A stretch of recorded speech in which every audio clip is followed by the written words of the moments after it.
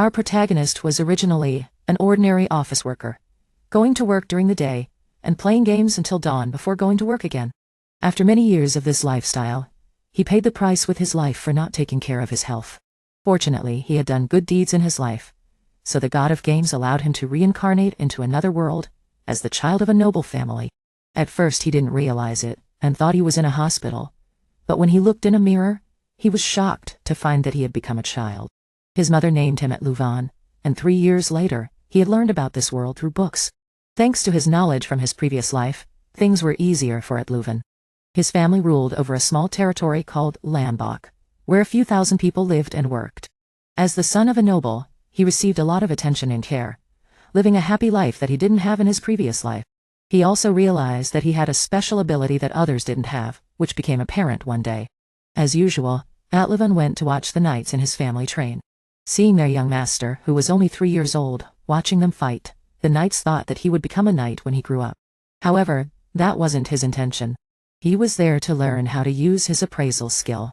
With this skill, Atluvan could see the stats of others, like how one of the knights was better suited for archery than he realized. So, he went to the knight captain to ask him to spar with him. The captain was initially reluctant, but seeing the young master's cute face, he agreed. As expected, even though it was his first time sparring, Atluvan pointed out every move the captain made. The others were amazed and asked the young boy how he knew the captain's moves so well. Atluvan pretended that it was just instinct, but it was actually his appraisal skill. The reason he didn't tell them was that he didn't want anyone to know that he could see their stats. The only downside was that he couldn't check his own stats. Later that day, after learning that his son had discovered the knight's talent, the lord asked to see his stats as well. Although he looked a bit stern, he was actually very kind. Atluvan checked his father's stats, and saw that he was originally a commoner, but had become a noble through hard work and martial talent. His father told him to hone his ability so that he could inherit the territory in the future. The ability to recognize talent was crucial for a lord, and mastering it would allow Atluvan to pacify the world. With his parents' love and support, he studied hard and learned about the surrounding empires. He realized that the future of his homeland was uncertain. The rulers of the Sanmei Food Empire were greedy and cared more about money than their people. In a country ruled by greed, the people couldn't develop their talents, which led to frequent wars. Battles were as common as eating, and the country had never known peace. At this rate, the empire would collapse in a few years. As the heir, Atluvan would have to lead his knights and people to defend their homeland, but he wasn't confident with just his appraisal skill. If he wanted to protect his loved ones, he needed more power. He remembered his father's words about the importance of recognizing talent. He thought that if he couldn't fight himself, he could find talented people to fight for him. So, Atluvan went out into the streets to look for people with potential. Despite his young age, he was able to recognize people with a rank combat skills. However, he couldn't find anyone who met his requirements. Just then, he saw a ragged and pitiful vagrant across the street, who was being called a pariah by the people. Atluvan remembered reading about pariahs who were people from across the ocean. Because they were outsiders, they were looked down upon, and often forced into slavery or menial labor. Atluvan understood their feelings because he had experienced similar discrimination in his previous life. He offered the vagrant some bread, who was initially hesitant but accepted it. To Atluvan's surprise, the vagrant possessed combat skills ranging from a rank to S rank. His stats indicated that he was the talent he was looking for, so he invited him to join his family. The vagrant was reluctant to follow Atluvan at first, but when Atluvan offered him a position as his personal guard, he agreed. Atluvan was overjoyed to have found someone so talented. The vagrant, whose name was Rias, thanked Atluvan but declined his offer, saying that he couldn't bring shame to such a kind person. He felt that the best course of action was to leave. Atluvan, however, was determined not to let Rias go, knowing that he wouldn't find anyone with such amazing stats again. This time he used food and other delicacies to entice Rias, and it worked. When they returned to the mansion, Atluvan's grandfather realized that the young boy was indeed the lord's son. They went to the dining room to eat, but the maid refused to serve a pariah. It seemed that everyone had a prejudice against pariahs. Rias was about to leave again, having experienced such discrimination before. Atluvan couldn't stand to see him treated that way and invited him to eat with them, assuring everyone that he was their honored guest. Rias introduced himself as a former member of a mercenary group, but his comrades had all died in battle, and the group had disbanded.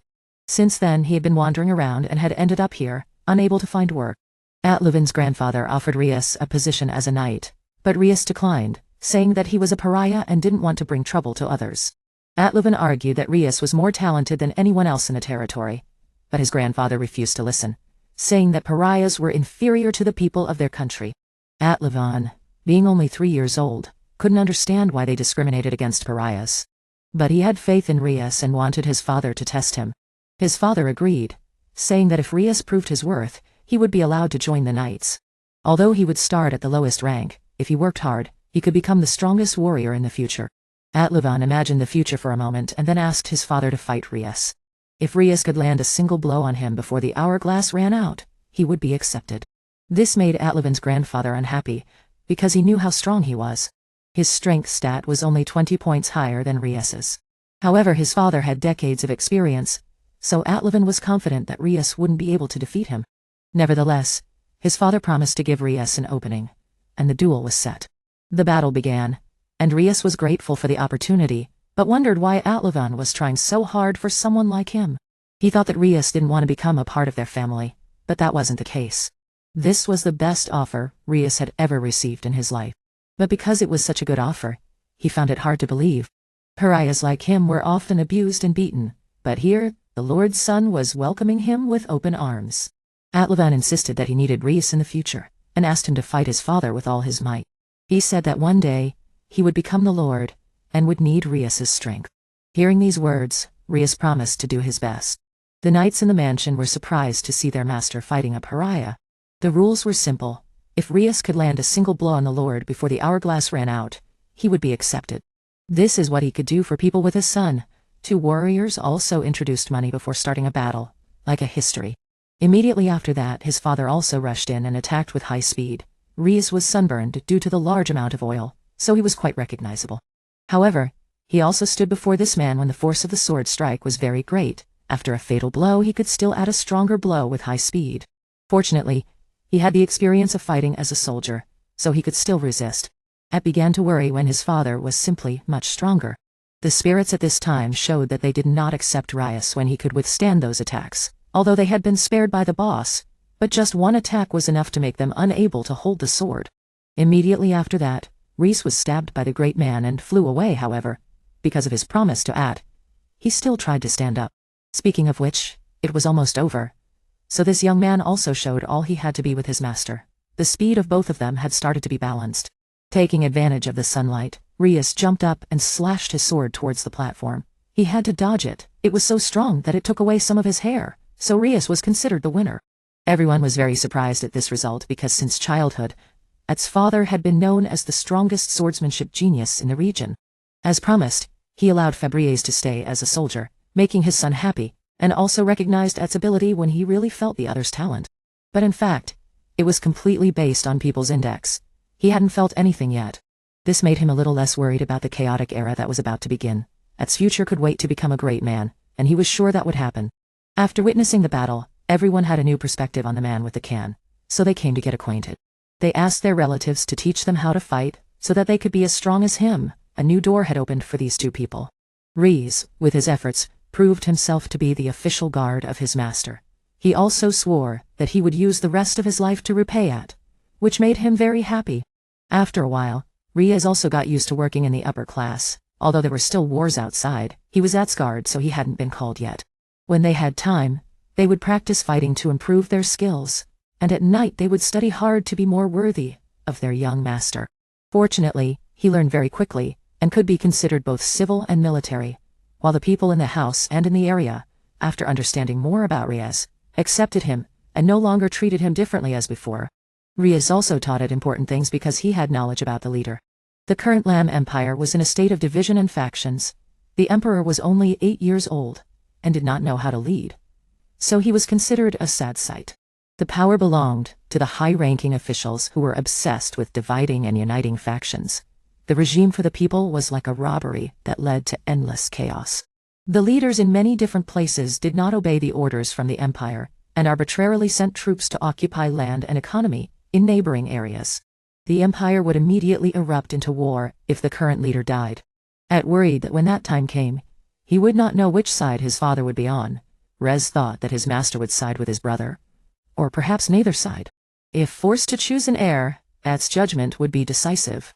He could choose one of the two brothers who were worthy of becoming the leader, and then inform his father to side with that person.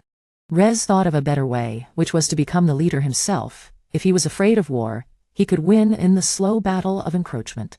Then he could completely ascend to become the leader, and manage all the surrounding territories. To do that, they needed to add more new strength to the army. As he had said before, he would always follow and support his master with all his might. At immediately set out to find new talent. His father was also practicing here during his spare time. Knowing that his son was looking for talent, he also asked him to find someone who knew how to use magic. Because magic was always an important factor that could lead to victory, he himself was not good at using magic. The current servants in the house were quite good, but not enough to be assured. If there was a strong magic army, then in each battle, they would not have to worry about protecting the territory anymore.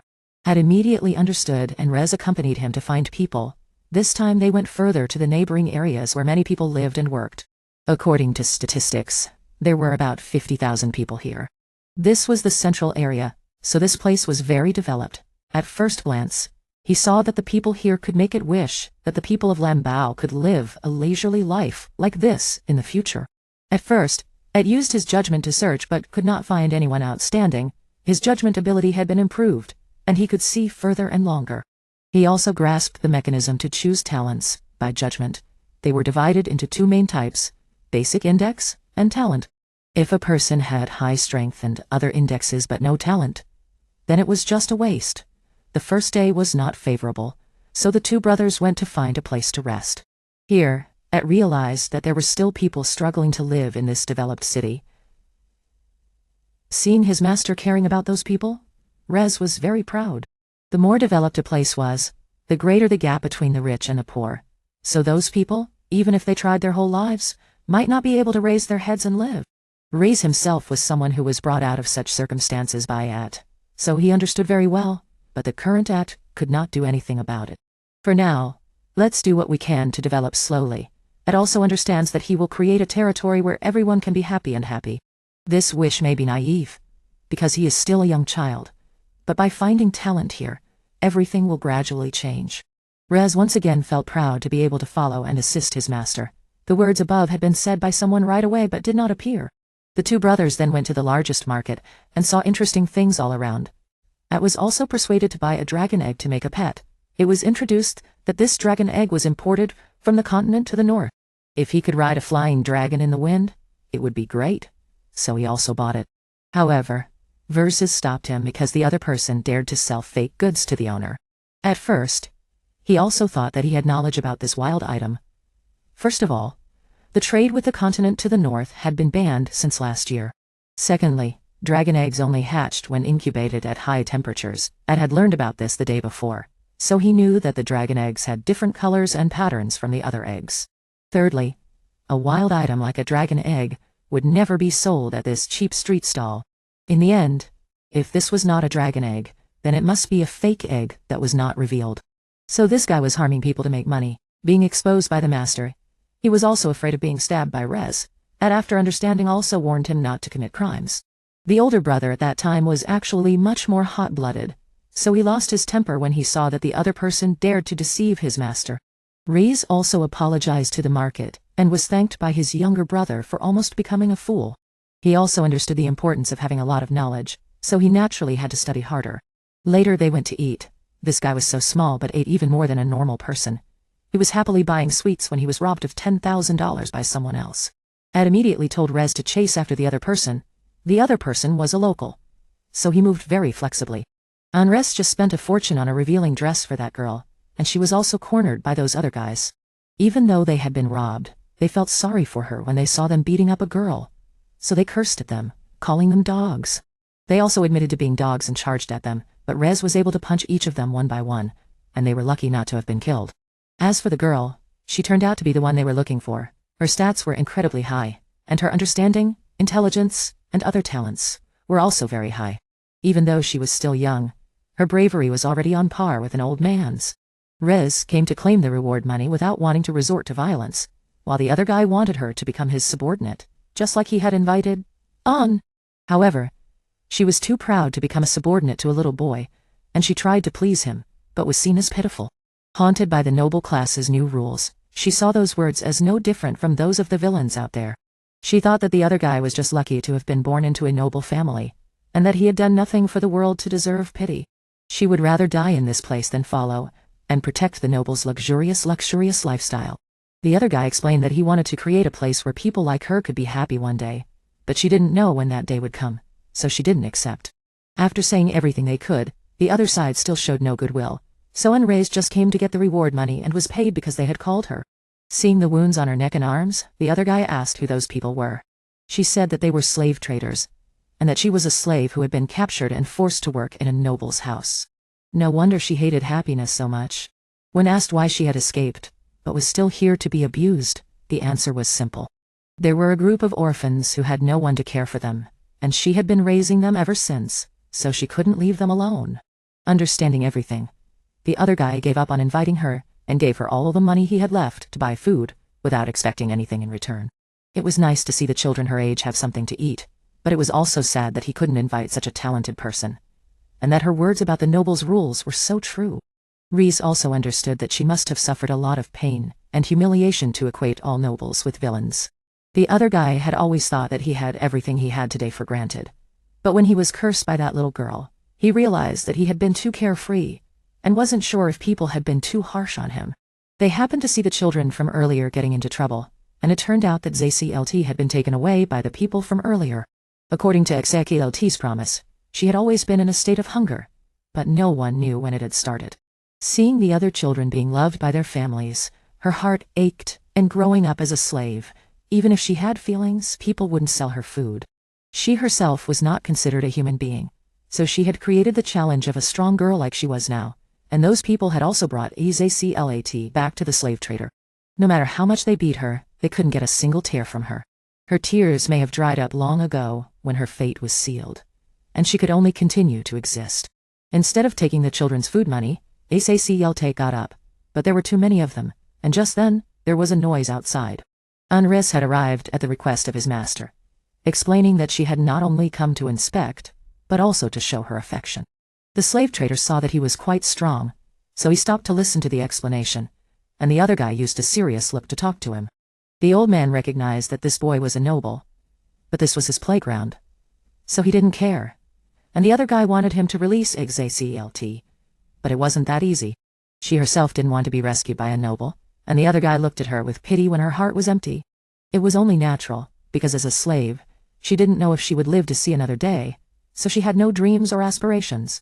The other guy had also found the answer to that question, because ZCLT had no ambition at all, and as strong as she was, if she had no ambition, she would never be able to find happiness in the future. Having no ambition meant that she was completely resigned to fate and would live as long as she could. The slave trader's eyes widened when he heard this, and he began to preach, and the other guys saw them as thieves who had stolen ZCLT's dreams and future. Hearing these words, tears flowed incessantly, and she couldn't remember the last time she had cried. She had always thought that her fate was sealed and that she would always be a slave, no matter what she did. Ever since the other guy had stood up to protect her future and her dreams, her thinking had changed, and she had come to believe that all nobles were hypocrites. The two sides then engaged in a battle because they couldn't find common ground, and Amrez had been waiting for this moment for a long time, as he had finally found his master. They were all easily defeated because they had no talent, and the old man, seeing this, also used magic.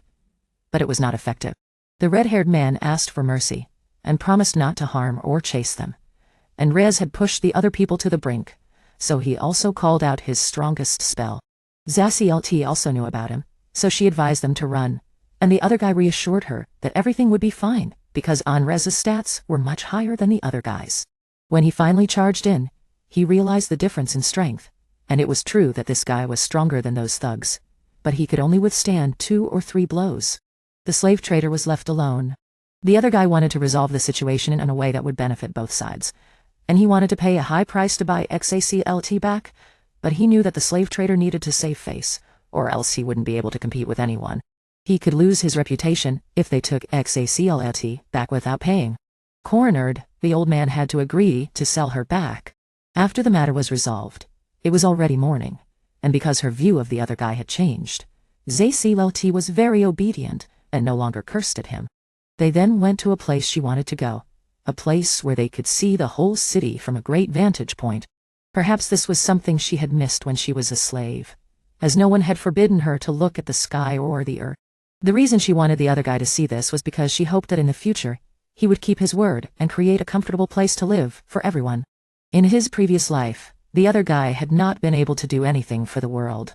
But in this life, he wanted to protect the smiles of children all over the world. Just seeing those happy smiles and the happiness of everyone else made him feel much better. To create such a place, he needed the support of people like Ixaclt. And after witnessing the other guy's nobility and beautiful dreams, she also swore to become his loyal subordinate. This would give the children she was caring for a better life, and their future would also be secure if she became stronger. Anrez wanted to test her abilities, even though Zaclt had never used magic before. And here, if she wanted to use magic, she needed a magic tool to support her. If her abilities were good, her future teammates would be attached to her and serve her master, and he also taught her the basics of magic to cast. Zaclt also began to cast a spell, and a fireball was formed, and when she released it, a huge explosion shook the people below. They thought a bomb had gone off, but it was just her magic stats that were different, and the magic stone couldn't withstand it. Azav was shocked when he saw it, and Anrez couldn't believe his eyes either. In the end, the other guy promised to provide her with all the necessary supplies to raise the children. Zaclat also respected Guy, and would devote herself to her young master, and the future they had envisioned together since morning. The three of them then went to say goodbye to the brave children. After acquiring 2 exceptional talents, an invisible pressure weighed heavily on At, who wondered if someone without overwhelming strength could lead everyone towards the bright future he envisioned. They all then returned to introduce the new members to their father, who immediately refused, because they were girls and could not go out into the field. At understood that if she acted like she had the previous day, her father would immediately reject her, so she agreed that from then on, she would be a member of the household staff. 3 years later, the war had begun, and the children had grown much stronger. Their father and the soldiers were always on alert, watching the enemy's every move. Today, they had once again achieved an overwhelming victory, thanks in large part to Zaclat's immense power. She had now been given the title of True Magic Princess, which was why she had been able to win so easily. She appeared as if she were sweeping away the enemy, inspiring an awe in all who beheld her. The magic she now wielded was as powerful as the army her father led. In addition to this, there was more good news for the family. It had given birth to 2 children, a boy and a girl, which was wonderful. Both of them inherited At's appearance and had very high stats, so they would surely become pillars of the family in the future. Rez also reported that he had found some new talent. Recently, a family of hunters had moved into their territory. The 2 brothers in that family had excellent abilities and were worth investigating. They immediately decided to set out, as today was a good day for it. Zaclat saw this and asked to join them. It would be fun to go with such a large group, but the people they met along the way were not at all happy to see them, as they had to deal with the heavy carts. Rez complained that Zaclat had gained weight recently, which was true, as she had become quite plump. The 2 bombs in front of her were now almost as big as At's head. The 2 brothers kept arguing over every little thing. Semi was the one who finally convinced them to stop. And just then, a giant boar crossed their path, but could not escape the arrows of the 2 hunter brothers. They were the ones At was looking for. Their strength and skill stats were both very high, and had invited them back to their home to talk to their father. Their uncle was not home, but they were hunters, so they always had delicious food to offer their guests. The other man saw all the delicious food, and asked if it was the meat of the boar they had just hunted. They said that it was, and that it was faster than other animals and very difficult to hunt. But that was why its meat was so delicious. Ed also acknowledged the skills of Gatos and Marcus, and wanted to invite them to become soldiers for their family. This was something that everyone in the family agreed with, so they happily accepted. Their father was also surprised that Ed, who looked as small as a doll, was so capable. They also asked about the youngest brother, whose name was Du Ecoi. He was very shy and afraid of people, and only dared to take a piece of cake and then run away. After being scolded by his father, he turned around to greet them. Du Sio's demeanor was completely different from his 2 older brothers. However, his talent and stats were incredibly impressive. Ed looked at him, and thought he must be some kind of monster, not a human being. He was only 5 years old, but his strength stat was already 100.9. He would surely be able to conquer this country, so they had found their second recruit. As usual, whenever he saw someone talented, Ad would immediately try to recruit them to their family. His uncle worried that the foolish boy would ruin their territory. Ad said that it didn't matter, as long as they were talented. His father would be okay with it. As soon as they heard that they would be recruited as family members, they imagined being exploited by the three of them, and quickly declined. This scene reminded Rez of someone else who had refused in a similar way. His father explained that ever since his wife had passed away 2 years ago, Rez had been living alone in the house like this. Normally at this age he would have been able to support his family, but as you could see, he was very shy and timid, so his father did not think he had a future. Ad explained that strength was not everything. It was true that Rez was not as strong as his 2 older brothers, but he was 100 times smarter than them, which was something their army lacked. Rez was also moved by his words and decided to give it another try. Rez was very afraid when he saw him, but Ad encouraged him and changed the subject to reading. The only books in the house were the ones his mother had left behind. This was also a way to help him forget his sadness whenever he missed his mother or was scolded by his father. Ad also guessed that the youngest brother would come to their house to read books, because there were tons of them there. The brothers then returned to the main house. The shy youngest brother was delighted to see the dog licking him, while the 2 older brothers were taken by a lot to meet everyone. Ad also led Rez to their family library, where he was amazed to see so many books for the first time in his life. He read books until the afternoon, when he finally fell asleep from exhaustion. Rez had to admit that this man had an extraordinary memory. Anything he didn't understand, he only needed to be explained once, and he would remember it forever. Had also checked his stats and saw that they had increased significantly in just a few hours. He predicted that if he studied all the books in the library, Rez would quickly become the smartest person in the world. The 2 older brothers came to pick him up later, but when they saw their younger brother like this, they gave up. They said that Rez didn't know it, but he had surprised everyone. They didn't know how he had managed to read so many books. When the boy woke up, he told them that he had taught himself to read from his mother's books. Back then, his mother used to read to him often, so he had memorized all the characters.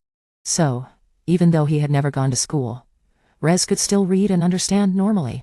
Ad thought to himself that it would be a waste if this talent was not put to use. He discussed it with the 2 older brothers, and they came up with a plan to help Rez develop his talent, so that their uncle would recognize him. Rez thought that if he could catch a beast like his 2 older brothers, maybe his father would reconsider. Rez did not have the ability or courage to do so, so the only way was to use his intelligence to trap the beast. He had read about trapping in books before, so he wanted to try it. Ad also encouraged him, saying that strength was not everything. If he had knowledge, he should use it to his advantage, and his father would surely acknowledge him. The 2 older brothers also encouraged him and motivated him to surprise their father. Sure enough, a few days later, a simple trap was created. Their uncle was shocked when he looked inside and saw a variety of animals. They told him that this was created by Rez. Although he was still young, he understood that after his 2 older brothers left, his father would have to shoulder many responsibilities. So, he created this simple trap because giant boars tended to be attracted to things that were yellow. Therefore, Rez created a one-way trap that allowed them to enter but not exit, in order to help his father hunt in the future.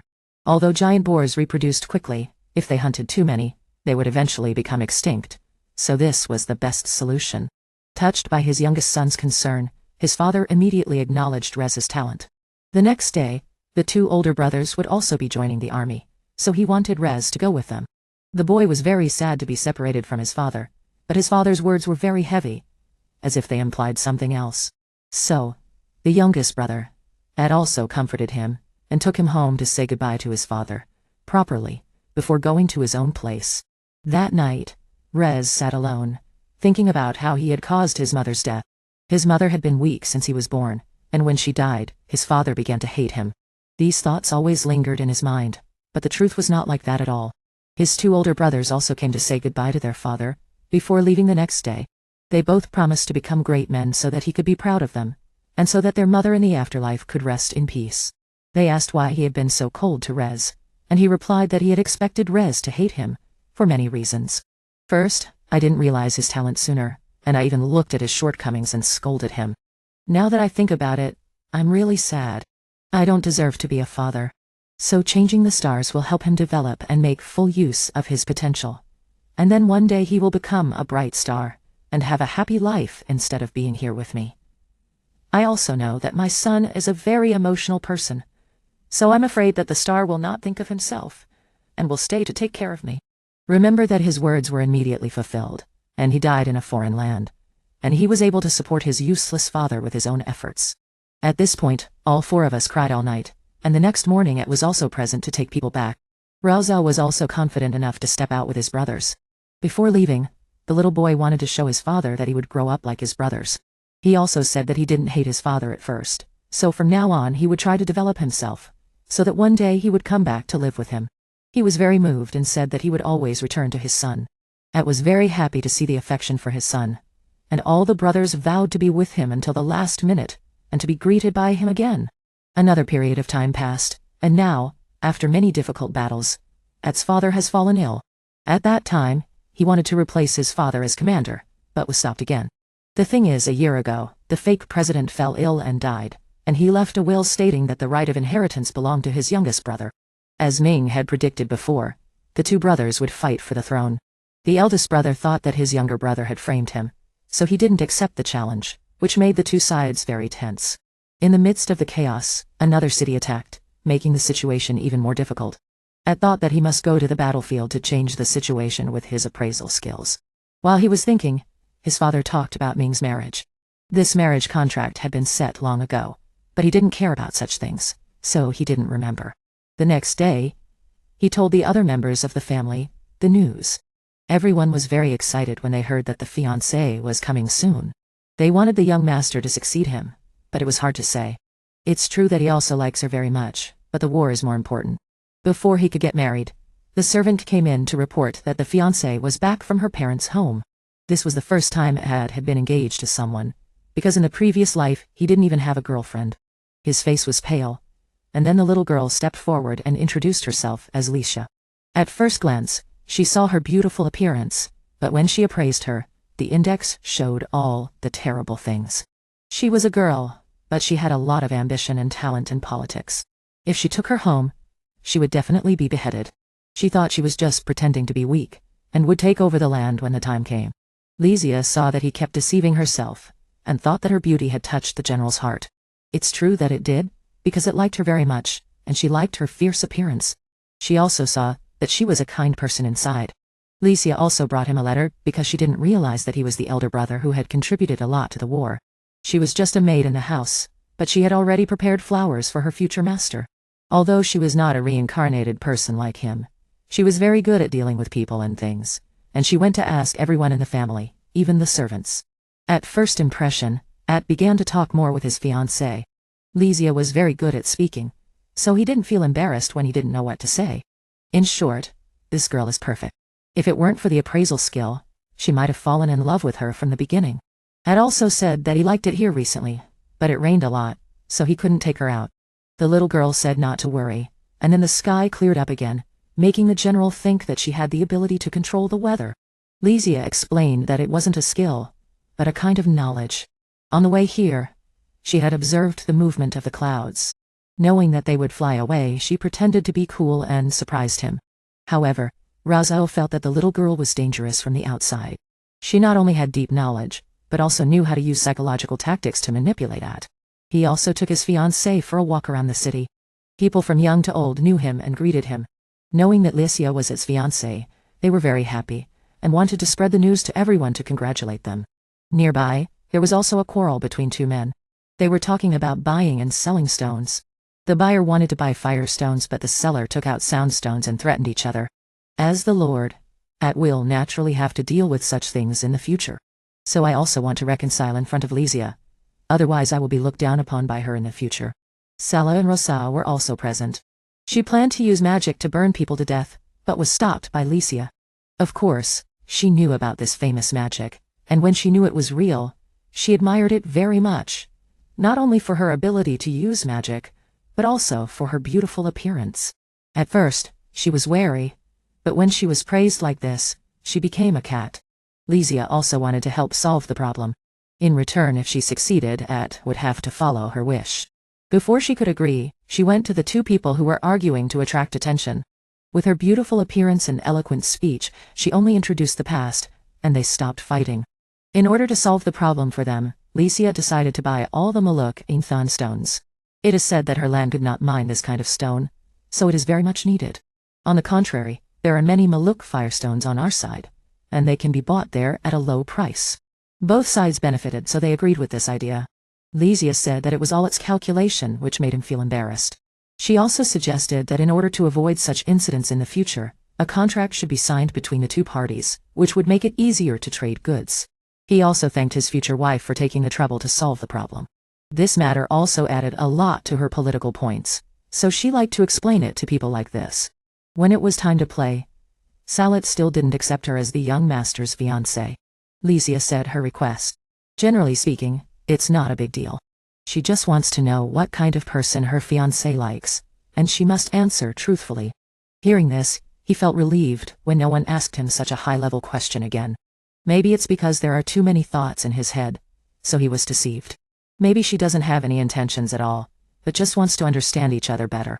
Ed said that the kind of person he likes must be honest, always say what's on his mind, and not hide anything. Hearing this, Lysia also sent it, and said that she would refer to that opinion. At that time, they were also arranged by Rez for a delicious meal, and Salat made it very happy, which made everyone very happy. At night, when he was about to go to bed, Ed was very moved when his wife got into his bed. This is definitely a good thing because Lysia also agreed. She talked about how she liked honest people, so she also wanted to talk to him seriously. She said that she had the ability to see and guess other people's emotions. Even if the other party hid or expressed their emotions, she could guess how they were feeling. After spending a day with Ed, she felt that he was suspicious, so she wanted to know what her fiancé thought of her. Although this suspicion has diminished, it is still something to be concerned about. After hearing these words, I had to reevaluate this fiancé. It is true that it is invincible to capture other people's emotions, and have high ambitions and politics. Since both parties have spoken out, he also revealed that he can see other people's abilities and understanding. When she first arrived, she had already seen her ambition and political understanding surpass others who doubted her. Lysia completely believed in this because she did have ambition, but it was extremely simple. She just wanted to have a man who loved and cared for her. In general, she wanted to marry a good husband, so that she could have a happy life in the future. Hearing that, Ed also thought that ambition was great. Thinking about it again, it was true because everyone always wanted to have a solid place to rely on. As for herself, she was just a small leader, so she would be despised. Lysia had already read those thoughts and smiled. She said that the leader of the house was always very small. If Ed was incompetent, then the machines would not be able to open the territory. But this was completely different because he was very intelligent and had talented people assisting him, so he would definitely succeed in the future. That's why Lysia wanted to be loved by him, and together they would create great things in the future. There were many points that indicated that Ed would definitely succeed in the future. In terms of military and talent, he had both. And he was also popular with all the people in the territory. And the people's hearts were very important. If they supported him, then it would be easy to do anything in the future. These words also made Ed's face flush before he kissed her. This was the first time he had been confessed to, so he felt very shy. Lysia was also ashamed to admit that she was a girl who had confessed her feelings first.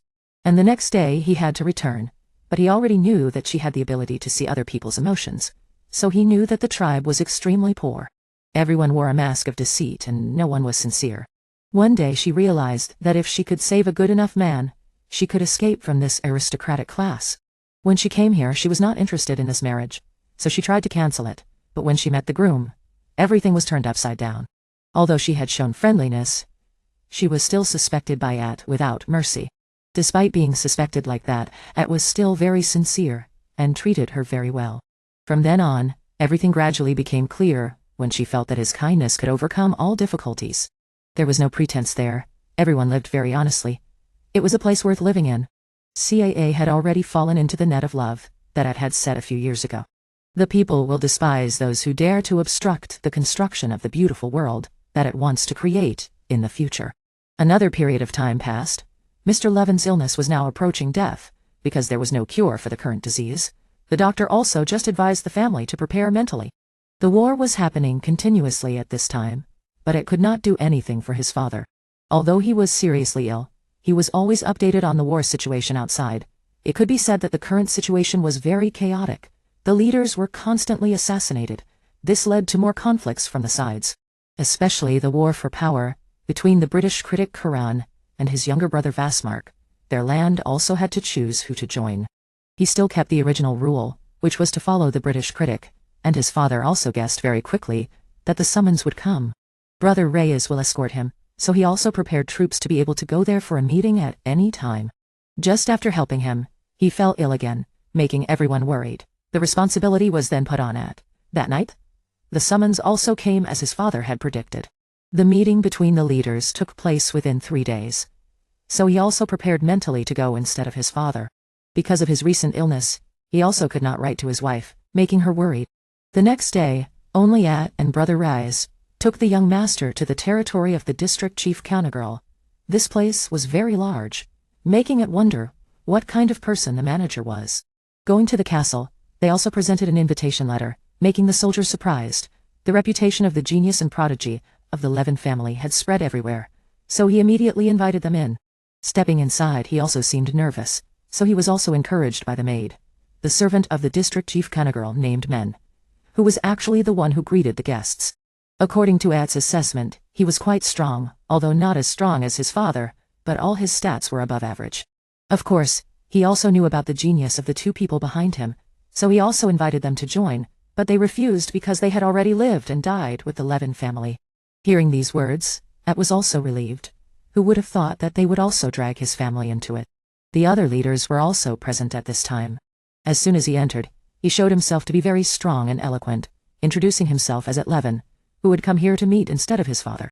The two leaders on the other side were both elderly. The old man next to him often played with his family when he was young, so it also recognized him, and it was fortunate that his debut just now was very impressive. He also gave him some cookies, making him very embarrassed. Turning to look at the remaining leader, it was as if he wanted to eat him alive. But before he could ask why, the district chief Kanagirl appeared. As expected of a district chief, he had very high stats. If combined with Mr. Menace's abilities, then they would be the perfect duo. And he went straight to the main issue about the war that was about to break out. The incident where the leaders were constantly assassinated had already hinted at the war. At this time, they only had one choice, and the most correct one, which was to follow the familiar elder brother. Everything was as his father had predicted, and the two leaders next to him agreed with this decision. Ed also agreed, so the meeting ended because there were still many things to solve. Each side would prepare themselves after returning and then work together. Me was now able to breathe because standing in front of those old men was too much pressure. Sir Lumi Ri also came to ask about his father's illness. He was very appreciative of the Luvan family's land. Although it was remote, it was a place where talents gathered. Moreover, Ed also came here to meet and make decisions on behalf of his father, which was very promising. The two brothers were also expected a lot, because they were the factors that could change the situation. The leader who had glared at him earlier also came to talk. He introduced himself as Han, the father of Lisha, which meant that he was his future father-in-law. He also asked what he had done wrong, and his father-in-law told him about how his daughter had been in a bad mood recently, as if she was dissatisfied with the fact that he had been writing letters back and forth between the two sides. Speaking of which, because of the many things at home, the letter he had written was still not finished, so his wife at home must be very worried. So his father-in-law was worried and blamed him. Ed also promised that he would reply to her after returning. Then his father-in-law was relieved. It turned out that his daughter was a very perfect child and did not show her emotions. Recently, her attitude had changed, indicating that Licia loved him very much as a father, but he had always made his daughter suffer a lot. He could not care for his daughter but was always worried about the affairs of the leader and the war. But he wanted to repay her, but now he could not anymore. So his father-in-law wanted his son-in-law to take care of his daughter in the future. He wanted Licia to be happy, and he was sure that someone like At could do it. Seeing the father bow his head lovingly, he also promised that he would make his wife happy. When he left, At realized that his fearsome appearance was just a cover for the love a father had for his daughter. After returning, they reported the entire event to his father, who also praised him for doing very well and being able to go to school instead of him.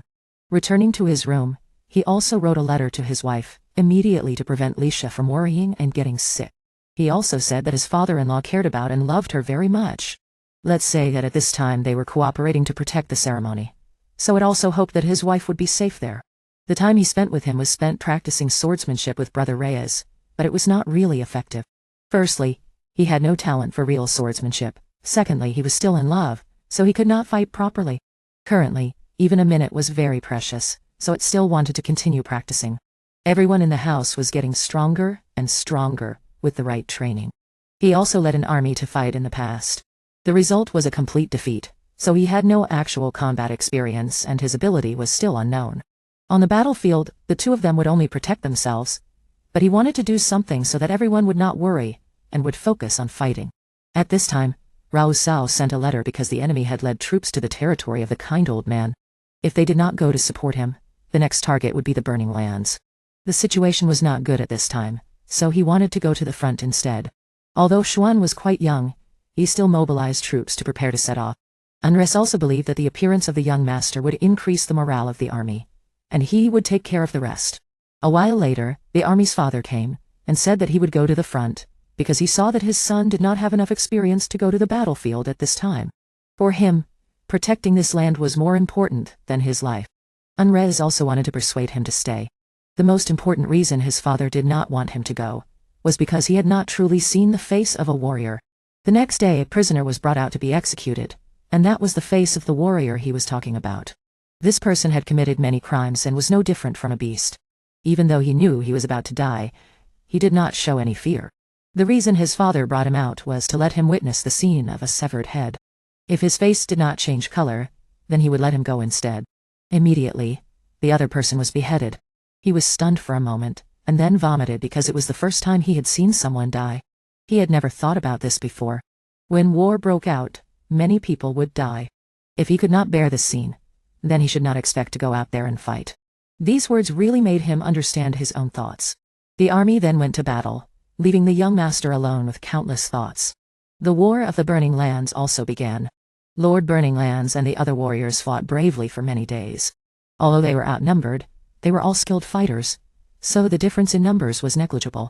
Father Et and Enrez were in the front line, sweeping away the enemy, while Du Xiao was in charge of commanding the deployment of troops and making the right decisions. Chi Saklot was ready to change the old method of attacking the enemy's city, opening the way for our army to enter.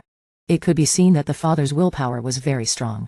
He continued to fight until his last breath, fighting the enemy while enduring the pain of his wounds for 30 days. In the end, he and his soldiers won the battle. He was then taken back in a coma. Et's two younger brothers were still very young, but seeing him like this, they thought he would die. His mother did not dare to say anything in advance, because she knew that his condition at this time could be considered a death sentence. During his recovery, Et constantly practiced until his mother was tired of watching, because he had realized how weak he was. In order to cope with the fear of going to the front, he wanted to train himself more so that his father could rest assured. Before, the two of them often wrote letters to the young master. Et also understood how brave his father had been on the battlefield. It was useless to stay here and worry about his father. Et wanted to continue training. This was the most practical way to repay his father's kindness at this time. Saulot also immediately told him about what had happened at home in the past month. He had always practiced seriously with a determined expression, so he was quite worried. This worry was not only from them, but Alicia was also very worried, so she came to see the situation. She said that the two of them often wrote letters to each other, but since the war started a month ago, the content of the letters had become strange. She thought that something had happened to her future husband, so she invited him here tonight. Unrez knew that he could not hide it, so he also told her about how the young master had wanted to go to the front instead of his father, but he could not bear the sight of blood and gore, so he had to stay home. Perhaps that made it feel guilty when he saw his father return in a state of near death. Alicia blamed herself for being his superior but not realizing this sooner. After learning that Et was training, she also came to watch. In front of her eyes, she saw him constantly striving, pushing himself to the limit, and then surpassing it. Alicia saw that her husband's emotions at this time were not something she could handle, so she did not go to comfort him. At this time, Lord Burning Lands had woken up. He wanted to inform the young master, but he was stopped.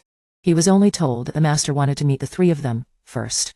When they entered the room, they received a thank you from the master. In the midst of their surprise, everything had already been arranged. Saklot had never seen the master like this before, so he was also surprised. He said that he wanted to talk to them as fellow warriors because as a leader, he had to first ask how they felt about their lives since coming here. In general, all three of them felt very good.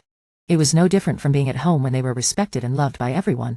Hearing this, Lord Burning Lands was also happy. He said that death was inevitable for him at this time, so he wanted to tell them everything he needed to say so that they could do it later. At first, when his son brought them here, he felt it was ridiculous. Rez was a Marka, Seklat was a girl, and Du Sao was a child. Putting all of that aside, they had proven themselves and become masters in this strong land. What he wanted to tell them was also related to that. He hoped that they would continue to support this land with his son. At did not have enough strength to stand on the battlefield yet. If he suddenly became the leader at this time, it would be very difficult. It was only when he was about to die that he realized that he still had a lot to do. While he was still healthy, he had to take his son to the front to get acquainted with it. That was why everything had become so difficult. He bowed his head and begged the three of them to continue to accompany his son on the journey ahead.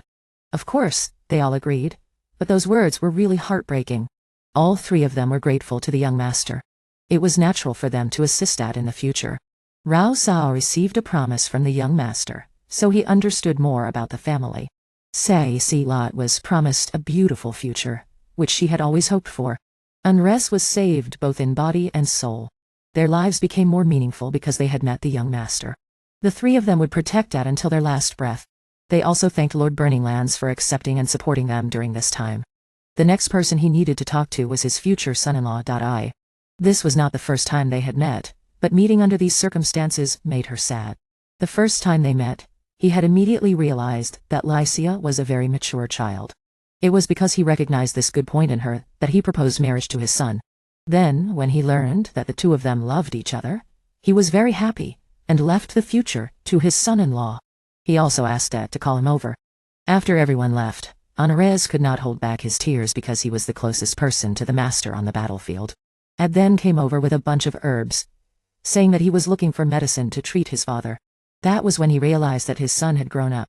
He had become a warrior at At's current age. Before that, he had been an ordinary person living in a remote area. The lord there was a tyrant who wanted to take the lives of the people. Unable to bear it any longer, he went to the city at the age of 10. However, on that day, there was a parade for the governor of the province. The people there were very grateful to him for building the road. That was the best thing for him at that time when he realized that there were still good leaders. He later became a leader with countless achievements, so he was able to become the lord of the burning lands as he was now. This place and his family were his treasures that he needed to protect. He also told his son not to blame himself for his weakness. This was how he lived, so his son did not need to feel guilty or anything. His treasure, he wanted to pass on to his son to protect. At understood these words were his last words of farewell. So it was very painful, but he still had to appear strong to reassure his father. He also said that he was very happy to be his son. They then sat down and talked a lot about the marriage of his son. The whole family also gathered around to say their last words. And then what happened? Angirevine passed away the next day. The funeral was also organized quickly to take him to his final resting place. At was the eldest brother Kohai to take his younger brother to say goodbye to his father. He also shed tears, and then held back his emotions to declare what his father wanted. When he was on his deathbed, he had already passed on the task of becoming a porter for him. In response to his father's words, he promised to protect this land, and the people living in it. He also wanted to borrow their strength to become a perfect leader like his father. They were immediately moved by those words from their master, and shouted that they would do their best. The three people continued to follow him on his feet, and also recalled the good memories with their master. After the funeral, they were told not to fight to the death but to save their strength until it grew up and could protect them. However, in the beginning, they also felt sorry for him, and asked him day and night, and were also cared for by their master like family. Lidzia was appointed by his father to become a close associate with At to develop together. At also thanked everyone, and declared that from now on he would become the master of the Luvian family. And from here, the legend of the Luvian family officially began. The story came 3 months after the death of Nageki Ivan. At is currently carrying on his father's great and heavy burden. The declaration has not yet been as stable as he did, but he still promised to try in his own way to be like him. The 3 outstanding members are also waiting for their master to go to the meeting between the leaders as planned. After arriving, it was still the same familiar faces. However, their behavior towards At had changed a bit, because he was now the master of the Luvian family. Everyone is looking forward to the young talent of their family, to bring good results in the future. This meeting still talks about the war for power of Anji Quendan and Vasmichikai. Not yet, for a while. The 2 sides have ceased fire to find a solution, but there were no results. So Anji Quendan of the people they followed took the initiative. The all-out war has only just really taken place, so they have to prepare their backpacks very carefully to protect their master. Mr. Manaz also popularized the situation of the chessboard, The enemy side is currently understanding that Teen is an important place. The money and soldiers on that side are also more than ours, however. Angagi Koren understands that Sampla is the largest commercial city on the continent. At that time, in terms of economy, they were completely superior. The strength of the two cities is currently equal. Therefore, the surrounding allies who support which side more will affect the outcome of the war. It is possible that the side that is immediately supported will take the initiative and gradually move towards victory. Currently, Angai Koran is trying to win over more allies. Only the Plain A region, a district in the west, has not yet responded. It is a key place that they need to reach an agreement. Time is running out, so they will immediately occupy that place so that the enemy will get tired if they take it back. Our men would like to negotiate with Plain A once more to avoid casualties on both sides. They asked him to give a reason, had also recounted last night. Zio had analyzed the incident in today's meeting. He thinks Plain A is a small place but is not afraid of being invaded. There must be something hidden. Currently, they do not have a grasp of the situation. If they attack recklessly, it could lead to a fierce counterattack. The eyes of EO wanted to see the general situation of that place first, and then make a decision on what to do, so it would be safer for them. In order to find out the secret that Plain A is hiding, they need to find someone who can gather information. Anrez suggested using a spy, and he knew of a group called XA Joju, who were very good at gathering information. The rumors of XA Dao's reputation are very famous. They are very good at this, so it also asked Mr. An to contact them. However, Rao Sao predicted that the lords would request to attack Plain A, so he asked his master to take on that responsibility for them to resolve. At made the argument that Plain A was under siege, but did not show any signs of weakness, indicating that there was something hidden here. He promised to find out the truth within that time. Seeing the determination in the eyes of this young man, Lung Mere also agreed to let it negotiate with them. A moment later, they left. He felt relieved. The pressure of talking to the elders was really great. Everyone also praised him for doing very well. Going to the orphanage, the younger siblings of ZCLT also came out to greet them warmly. Boone introduced this little boy as her relative, and was adopted by Ad, so he is currently living very well. The others also came out to greet their master, as if the orphans in the city had been taken care of. Seeing them living happily and healthily, Ad was also happy. Then one day they would grow up and live independently as he wished. If Ad contributed the most to building this place, then SAET was the one who contributed the most to maintaining the orphanage. All the money she earned from going out to find food, she brought it all here. At first, she intended to bring the children back to be porters, but it seemed that living here was a more correct decision. As a big city in the future, they would find it easier to find work and develop faster. At this time, Lizia's wife suddenly came here to meet him. It turned out that after hearing the news that he had come here, she had also changed from the third month, and had not seen each other yet. Fangan's family standing in front of his wife was also afraid of strangers. This must be a survival instinct of humans. Seeing the happy image here, his wife was also very happy. A child with dirt still on his hands ran into Lizia, because he saw her as cute. I thought that this child would lead the way here, but he joined the children to play for fun. Until the whole group had to stay at the orphanage to discuss the plan. There was no time to go back to be a porter. Unres has contacted the Mercenary Association. Just need to set a schedule. They will go there to talk about the story. Hearing that, I was so happy to be able to go with them even though the place was very dangerous. I'd also tried to give many reasons. But his wife was more stubborn, so he couldn't say anything more. Not only that, she also wanted to sleep with her husband, not wanting to go back. No wonder the manager brought so much luggage today. It turned out that everything was in the hands of this young girl. With a loving gaze, Ed was persuaded to agree but not to sleep in the same room. Lizia wanted to sleep together, but Zac Li T, who was sleeping, had to wake up to fight. If Lizia was the first wife, then she had to be the second wife, not willing to lose. Just when Mr. An returned to the scene of the two women fighting, he immediately chose to go somewhere else to avoid the consequences. The youngest son, who was slow, was also dragged by his wife to sleep together for fun, just like that. The two little boys were surrounded by two young mothers and could not sleep. The next morning, his wife also asked how he slept last night. Looking at his eyes like this, it was enough to understand. Anurus then reported that he had contacted the XAAG Association. Immediately after that, they also got to work. They couldn't afford to waste any more time. ZCLT was very happy to be seen off by four close younger siblings. Maybe the next time they came here, they would have gone somewhere else to work. so they also promised to try their best to make him proud. Mr. An, thanks to his old relationship, found the base of the SA Joju Association. Man knew that in addition to gathering information, they were also assassins, so it was easy to get along. It turned out that there were only 2 brothers here, otherwise, they would all be lost. It is known that their current leader is very smart and extremely talented, so AA Doju is currently developing rapidly. What they care about is that the leader only accepts the jobs he likes, and if he doesn't like it, he won't do it. So they have to find a way to please that person to accept this request. Entering a tea house, they saw that the inside was truly a group of foxes, because they were dressed very beautifully. Everyone looked at them. ZCLT also had to pay for them to make them all disappear. Incidentally, I also used Appraisal to test the examinee, who made a female employee stand still, not because she was beautiful, but because her stats were terrifying. Everyone was curious about it, so I went to the bathroom to confirm whether there was something wrong with my eyes, because that girl's stats were comparable to Mr. Rez. This little girl seemed to realize that I was the leader, and immediately threatened me. Mr. Rez immediately appeared and regained the initiative, which surprised the other party. I was convinced of his strength, and their great understanding of each other.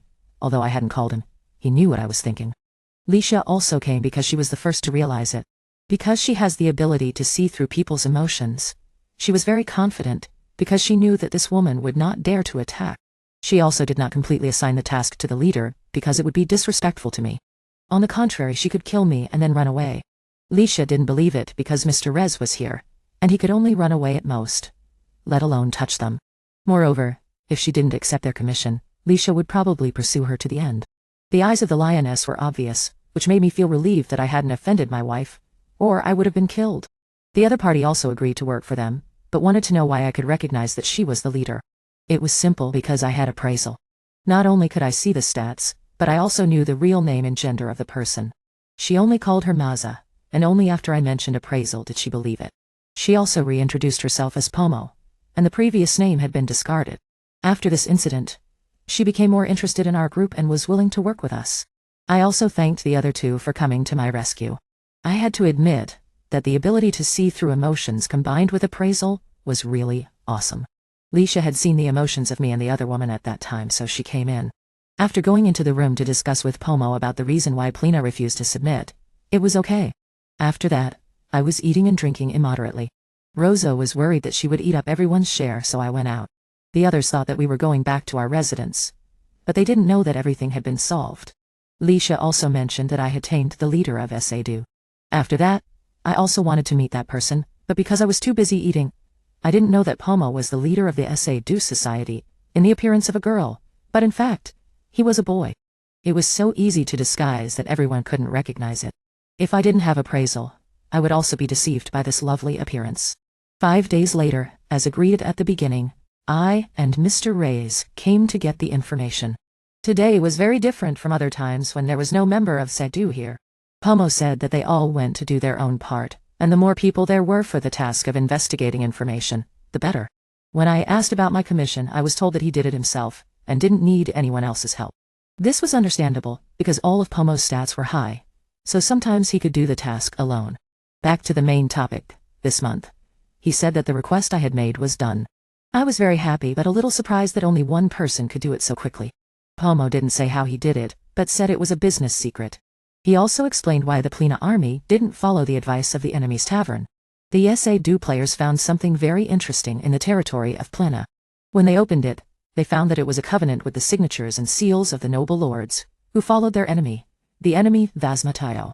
Usually, each side would keep a copy of this to know who their allies were. Since it was obtained in the Plina district, it was natural that there was a seal and a weapon representing their participation in the alliance. The most important thing was that there was also the seal of the Masa district in this covenant, while they were their allies. If this was true, the enemy on this side would be in danger because the Masa district had a very large population. As a result, their soldiers would be twice as many as those in other districts. It was found that the location of the Masa district was very close to the Plina district. According to the plan, they would send troops to occupy Plina, but if Masa betrayed them, everything would change. Even if they occupied that place, they would still be defeated by the soldiers of Masa, which would make them belong to Vasma. Pomo thought that the Plina district had considered this. If they followed the enemy Quran, they would still belong to the enemy in the end, because Masa had joined the enemy. Mr. Rez asked about the authenticity of this covenant. If it was a fake, they would have many problems. This was the working principle of Sado. He couldn't say why he could get such an important thing. What Pomo could say was that he had taken this thing from the house of the district head of the Plena district. Whether they believed it or not, was up to them. Seeing the eyes of this month, Mr. Rez also believed it, and apologized for doubting him. This was also the whole result of the investigation. So this incident ended. I felt that this person was really cool. It was really amazing to get such important information. In addition, he could also transform into a girl, which was like a ninja. I also planned to pay the leader, but Pomo didn't take it. This was an apology for the previous incident, which made me pretend to be a guide for Sado. He knew what was important and what was not. This time, he didn't take the money to apologize and to create a business relationship for the future. That was the idea of a person with a business mind. Even so, I thanked him and promised to pay them more next time. The recent incident had to be reported to Lumera, so that he could find a way to stop Masa, or it would be over. Pomo judged that this incident was not as simple as they thought, but they couldn't intervene too much. So they came to report to them that the Masa district had followed Vasmax, which made the two adults worried.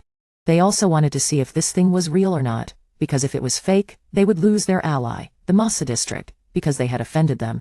I affirmed that it was taken from the residence of the district head of the Pina district, but Lumera immediately realized that the district head of the Masa district had always valued their friendship. Mr. Menace was ordered to send this thing to the two allied districts, so that they could think of a way to deal with it. I was also very lucky because if I hadn't gotten the information, they would have encountered many disadvantages. I was also happy to be told that it was all thanks to the leader of the Sado Society. At this time, Mr. Menace, after looking through the covenant, realized that something was wrong. He said that the signature and seal of the Masa district were not the same as the previous covenant they had signed with them. After comparing them again, it was true that they were different. The covenant I brought had some circles that were closer to the back than the previous one they had signed. If one didn't pay attention, they would ignore these small changes. Mr. Menace was an expert, so he affirmed that the signature and seal of the Masa district were fake. The rest of the information was true. This was a trick of the enemy to break up their alliance. Even the Plena district had been deceived when the enemy showed them this thing. They thought that the Masa district had really joined the enemy, so they didn't dare to join hands with them. This was called advancing and retreating freely. It was really amazing to think that only Rozo could do this on their side. This news would soon be confirmed, but the enemy was not worried. Their only goal was to sow discord among the beneficiaries. If they attacked Plena this time, they would definitely fight back because they didn't know that the covenant was fake. Even if they occupied that place, it would take a lot of time. If the enemy only regarded the Plena district as a stepping stone, then they must have a bigger conspiracy. Hearing this, Mr. Lumera immediately became alert and told me about the explosive stone. This stone could only be mined in the Plena district. This extremely rare stone could only be found in 3 places on the entire continent. This kind of stone was named after its function. The explosive stone will produce extremely powerful explosive magic, and it can also be used to make weapons, such as bombs, because of its great destructive power. One of their goals is to hold the Plena district as long as possible to exploit this stone, because they think that they no longer have the initiative to attack Plena. Because they are allies on paper, but not in reality, they were deceived into this relationship. If they attack their allies, it would be like strangling themselves. They have already succeeded without losing anything, so the best way at the moment is to pull Plena out of this fire. The above task was also handed over to At, and a few days later, their group arrived in the Plena district to explain the incident. Instead of asking about the documents in At's hands, the district chief here wanted to ask about his purpose for coming here. Tang Rin pretended to be stupid, and said that he also wanted to criticize Phasma. The change of attitude of the Masa district was indeed a great shock. Because a major force like the Masa district supports, which side will more or less affect the current situation on the election map. So after learning about this, the Bourei faction also decided to follow the pro-Vasmac faction, instead of serving the low-winning Lord Quran. This also means that he is the envoy of the Kanade district, representing the Bourei faction to come here to ask the allies. The other party immediately believed it, and accepted to make friends with At, regarding him as a new ally on this side. When he came to shake hands, he asked a seemingly casual question, whether the peace treaty was real. The other party affirmed that it was true because it was given by the pro-Vasmac faction. Men then talked about the loyalty of the Masa district to Lord Quran since its establishment.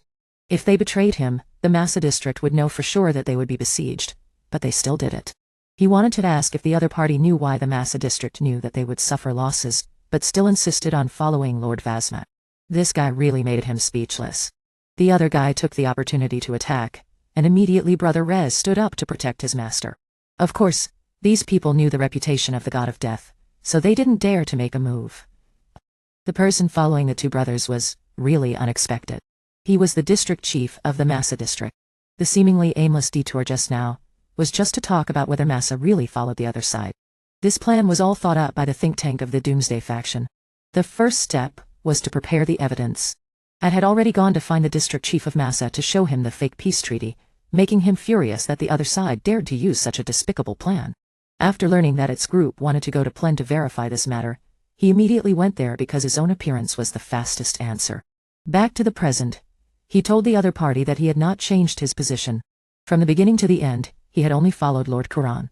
So if Plen wanted to turn back, it was still too late. No damage has been caused yet, so this side will accept their allies. Following the opposing faction is tantamount to digging their own grave. So the district chief of that side knew that he was wrong, and returned to their faction. The power of the words of the man in charge of the Masa district was indeed terrifying, making the other party speechless and having to bow their heads in submission. This is a good thing that he must learn in the future. At was also asked by him to give the final explanation. Generally speaking, everyone makes mistakes in life, but it is a good thing to know how to change immediately, and it is a valuable lesson for the future. He was also happy to be able to resolve this matter peacefully, and let this ally return, making the other party extremely grateful, because these allies were too important. In return, he will also try his best for their ideals. The incident ended after that, so the district chief of Masa also returned. At thanked him for coming all the way to help. If he had just written a letter and sent it to this side, they might not have believed it. He was also lucky that Ed did a very good job in this matter, but his acting skills were still a bit immature. The two brothers then returned to the Noah 1 lottery shop in the Glass City. Ed secretly thanked him for everything that had happened. The other two also came to call the master back because it was getting cold. He also thanked them for helping him so much in this incident. He also realized that the two district chiefs he had just met worked very hard to protect the people, so he also wanted to follow their example to protect the lottery shop like this. Brother Rez and Zhao Xiao also said that they would always be by the master's side to help, no matter who the opponent was. Just then, a maid in the house ran over to report an urgent message. Lord Lung Mera had personally come here, first to thank At for bringing the allies back to the Antoine shore, and second to come to participate in the opening ceremony of his lottery shop. He also apologized in front of Mr. Revan's tomb for not being able to attend the funeral because of his illness at that time. He also told the other party that At was highly valued and was even met by Lord Quran, which shocked him. His close friend is the Lord of the Eastern countryside. Meeting Lord Quran is no different from a village chief meeting the president. Unfortunately, men had no choice at all, and they came here to let him set off without any preparation. This could be an opportunity for promotion, so the other two also encouraged the master. Salu was currently changing clothes to go with the master to meet Lord Quran, but because she was a girl, she needed to do a lot of things to look beautiful, so she was left behind by At. Beard Sao was also afraid that after this incident, they would be burned to death. Brother Rez was not worried because they could buy food to flatter them later. The more important issue at the moment is that it is having psychological problems. He never thought that he would get to meet Lord Quran. He didn't understand why such a noble person would want to meet a country lord like him. He asked the other two if they knew the content of today's meeting, but they didn't know either. Beard Sao thought that this meeting was to discuss the battle strategy for each lord in the common good faction. Thinking of the scene where he, as a child, went to talk to them, he was really speechless. After a period of walking, they could already see the city of Sempla. This place had a vast sea view. No wonder its development was so terrifying. The highest point in this land is the Sempla Grand Palace, the capital of Hong Kong. It is worthy of being regarded as the largest commercial city in Misan Province, Daiwei. Had also secretly hoped to build the lottery shop into such a prosperous place in the future. Today's banquet was an opportunity for him to be promoted, if he was recognized. Stepping into the banquet, which was considered the largest in the province, Mi looked around and saw that it was full of high-ranking lords, so he didn't dare to look directly at them. Fortunately, Lord Lumiri brought him here. If he had come alone, he probably wouldn't have dared to come in. Everyone also looked at him with curious eyes, which made it feel uncomfortable. At this time, a few acquaintances of Lord Lumiri came over to greet him. He took this opportunity to introduce the young lord, which made the adults very interested. After that, Lord Koran also arrived. All the lords here had to bow their heads to this man.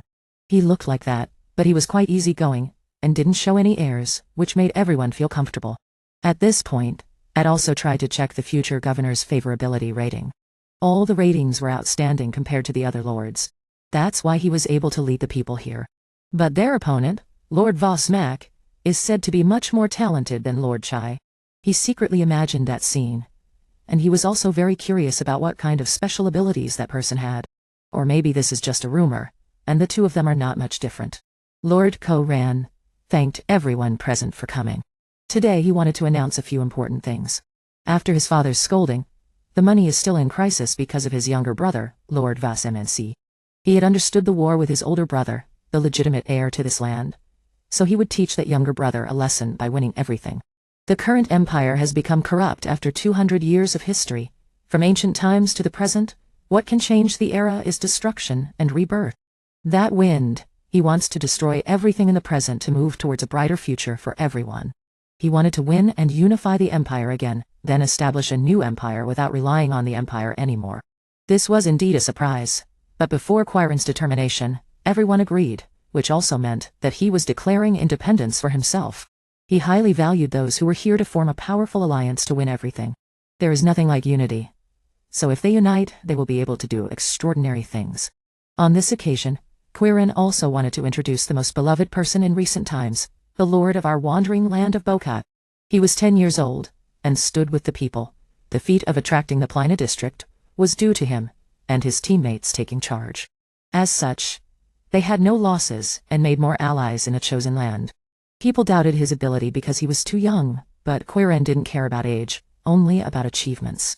The results proved that he and his entourage were all talented people. The teacher admitted that everyone was applauding him. This impressive debut would be a great advantage in the future. Rao Sao and Ain Reyes were enjoying a party with many delicacies. Fortunately, they didn't let Basak Lot go, or she would have eaten all the food here. An was very concerned about the young master. He took a lot of food for it, because from the beginning until now, he had to go to talk to other lords. After that, he showed a look of discomfort, wanting to eat something. The servant outside was wondering if he should go in or not, when suddenly, someone came to talk to him. Quiron was very gentle, taking the initiative to ask him what was wrong, and why he looked so tired. He talked about how he always found talented people to do great things. Moreover, that day he had never seen anyone as talented as that, so he was very impressed.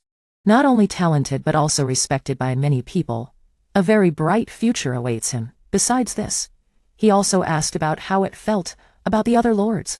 The truth is that it's hard to say, but knowing that he wanted an accurate answer, he didn't mind saying it. Most of the people here are very ordinary, not to mention the people he had met before. No one stood out. To say that is to admit that his subordinates are better than them, and it is true that Ad is smarter than most of the people here, and is still developing.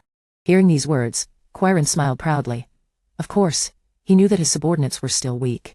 However, they are all good and loyal people. It is true that with such personnel, they will be at a disadvantage, but in reality, there are many talented people. While they only have ordinary laws and resources in a battle, if they only think like that, and think they will win, it is completely wrong. With an intelligent mind, one can still fight 5,000 people. But since it appeared, he began to feel more secure, from the way he bravely went to conquer the Pina district to the way he treated people. It was all great. He promised that if he worked hard and devoted himself to winning, the position of district chief of the Kanang district that Lord Lumera was holding would belong to him. This was indeed a surprise. But if they won this battle, Quiron wanted to push that friend to a place bigger than the Kanang district. He was one of the most trustworthy friends. Having said that, he went in, but before leaving, he told it that he was talented, but he couldn't. Even if he went further, he still wouldn't let anyone go. This made him laugh, and then allowed the next batch of talented people to join the military school. He also reminded At to use his eyes to find more people for them. Being trusted so much, he also wanted to respond to that with his efforts. The story turns to their opponents who are also studying at this time. Vasmak's two confidants informed him that someone had discovered the incident in Pina, Don. The point is that it is impossible to let the other side kill each other, but they have achieved what they wanted. They have collected quite a lot of magic stones. If they go to war at this time, they think their side will win. This confidence is well founded when people here know that apart from Lord Kuran, no one is outstanding. However, Vasmak did not want to act rashly. He only fought battles where the odds of winning were 100%. Also asked about the story of a Bourei believer, the subordinates showed a look of discomfort when mentioning this news, while Vasmak didn't care about the story of the past, as long as they had talent. In terms of ability, that person has no problem. It's just that now she's in the middle of the past. No nobles will accept her anymore. So Vasmak also hoped that it would be like that, so that the opposing side could not recruit her. So the next day, At and his friends returned. Vasaklat was angry that they went without calling her. Rao Sao also brought back a lot of food for her, and also said that they would participate in Lord Kuran's military meeting. After eating delicious food, she forgot about it. And as for the main thing, At said that he would listen to whatever he said. He talked about finding talented people. Asked what to eat. He thought that after that, they wouldn't go to order from the outside. Surely Fei-Amo and his friends would have information about talented people. The two brothers then went to see the servant girl and asked, in general, he could find some personnel for them. So it also thanked Fei-Amo for signing a little bit. If he was really talented, he would pay them 20 gold coins per person. If he failed, it didn't matter, but he promised to find someone like it wanted. Besides being happy, he was suddenly scolded by a woman. She also apologized and left, making Ainariz very angry for daring to treat his master like that. She is Mira, the person that the opposing side wanted to keep. She came to the XA Dao Guild to apply for a job. The older brother here was a fellow countryman of hers. Seeing her coming here to apply for a job, he also spoke out. It is known that this big sister is very poor, has nowhere to go, so she wants to work to earn some money to buy alcohol. The other brother showed a look of annoyance when he had to pay for her alcohol. Fei-Amo felt something from this person, so he accepted her. His teammates also told him that it was not good to let this woman in. However, he still saved her. As expected, this woman worked as a waitress but acted like a mother, not caring about anyone. After a day of work, she was happy and also demanded food and other things. The owner of the restaurant was tired of the problems of the group leader, so he made 2 sauces. Fei-Amo also asked about the past. Then Ray told about the position of relying on herself to get drunk even though the world was looking for delicious alcohol to drink. Surprisingly, this woman called him young master. Even though he was disguised as a woman, only someone like At could have discovered it. From that, it can be inferred that this person is really talented, not ordinary at all. No wonder the other side wanted to keep her. It is known that she previously followed to support Lord Quiron's father. But because he had died, she was tired of life and didn't want to do anything anymore. In general, Mireille only stayed here for a few days, and then left again. So Fei-Amo knew that this was the talent that it wanted to find, so he tried to persuade her to work for him. The next day he received a letter from the XAA Dao Guild saying that he had found someone, which was very surprising. It hadn't even been a day, and he had already found it. So after a while, they also went to meet. Another member seemed to be skeptical about finding someone with no family, but when she met her, she realized that she was just a bit plump. Miri didn't remember anything at all, holding a cup and drinking continuously, looking innocent and harmless, making everyone uncomfortable. When asked how she found someone like that, she said that she was not as incompetent as she looked. Miri was very surprised, thinking that the lord of the territory would be like that, but it turned out to be a young and immature boy. He also tried to check the stats of the plump woman, and what caught his eye were terrifying numbers, just like her figure. He was terrified because she was truly a monster. Miri's talent stats were all higher than the most talented people he had ever met, and her willpower was even higher than that of the Demon King. Her ambition was also greater than his wife's, although he didn't know what her ambition was and why it was so terrifying. After thinking for a while, he asked her if she was the Miri who had served the former governor as a concubine. She also happily admitted that she had worked for that fake lord, which made everyone surprised. They must have both been strong and lazy, so they had some sympathy for each other.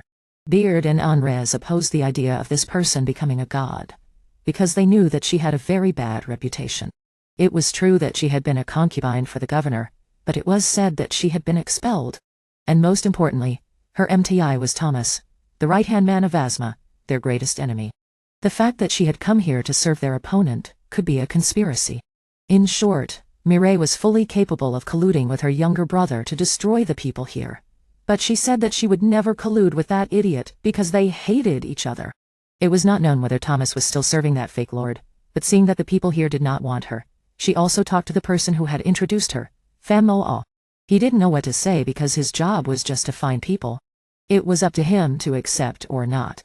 When asked what he thought, Anrez and Beard once again asked the master to send her away. As soon as he finished speaking, he said that he would accept her as a servant. They could not deny the talent and the numbers that he saw from her. It was true that her background was unclear, but he still wanted to put his trust in her. Bourei was embarrassed to hear this. Seeing that the master had made up his mind, Anrez did not say anything more, so Beard had to obey. As a result, a few days later, there was not a single day when the people in the house did not complain about her bad habits. Anrez said that he could not bear it anymore because today Bourei had skipped work and slept all day. When it was time to practice, she took a nap and didn't care what anyone said. For the servants, Anrez thought that she was the source of the disease that was slowly destroying them. Suddenly, Beard ran in crying, saying that he didn't want her to teach him anymore. Normally, Beard would read books to improve his knowledge, but since Bourei started tutoring him, he was always forced to go outside and run. He didn't know if it would help, but he just felt tired. He was not good at exercising, so he thought that she was just bullying him. He still defended her, saying that maybe she had some intention. As soon as he finished speaking, a loud explosion came from outside, shaking the whole house. The wall was not attacked by enemies, but for some reason, the two plump women were using magic in the living room.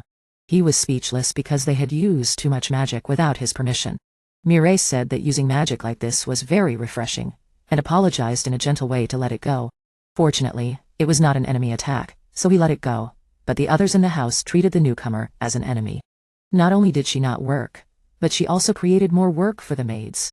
She did not want to change herself and live according to her old ways. Too many people were against her, and he could not tolerate her forever. So he asked her to change, or he would take strong measures. Immediately, Bourei said that she would change herself while still wanting to stay here. This surprised him because he thought she would be bored and want to leave, but, unexpectedly, she wanted to stay. When asked, she said that it was because he was the first person to accept her like this since the fake lord died. In fact, there were many other reasons. But for now, Bourei thought that she had to prove her strength before she could be recognized. She challenged the soldiers in the house to a mock battle because she was not good at talking, and could only show her strength through it. And if she achieved good results, she hoped that everyone here would recognize her as a god in the house. Anrez also agreed to this request, wanting to know how strong the former governor's concubine would be. Later, this matter gradually became serious when his wife also came to watch the development of this matter. Licia said that she was just here to cheer for her husband, and would not participate. After meeting the master's fiancée, Bourei also greeted her. Before that, he had also told his wife about her, so Licia also knew that she only knew how to eat and sleep. It was just that the poor guy had to explain that he didn't know that she was like that, and that his wife was just being considerate. Immediately she also told the master that the only person who approved of her here was him. She also wanted to kiss him and do other things. But this matter had not only reached Licia but also the servants.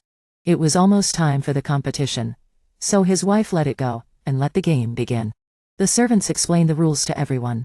In this battle, each side would be divided into 2 teams of 50 people, and the eastern resting area would be the battleground. The battle would end when it was dark, and the side that killed more enemies would win. Alternatively, they could also target the commander, and if they captured the commander, they would also win. The weapons they used were blunt wooden swords to avoid injuring each other. The weak points were the head and neck. If they were hit in either of those 2 places, they would be considered eliminated. He also restricted the use of magic as much as possible. He only allowed the servants to use healing magic, but if they used fire magic, the battle would end immediately. When it was time to divide the teams, he wanted to know more about the plump woman's abilities, so he was on the same team as her.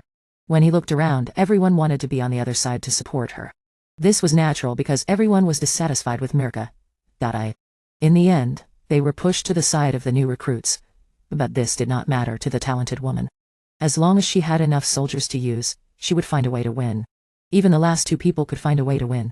When the battle began, seeing her taking a nap while drinking made the morale of the army drop. He also gave up and thought that he would just try his best. Everyone in the house also gathered to watch them fight. The vanguard of Anrez's team would be him and the servants.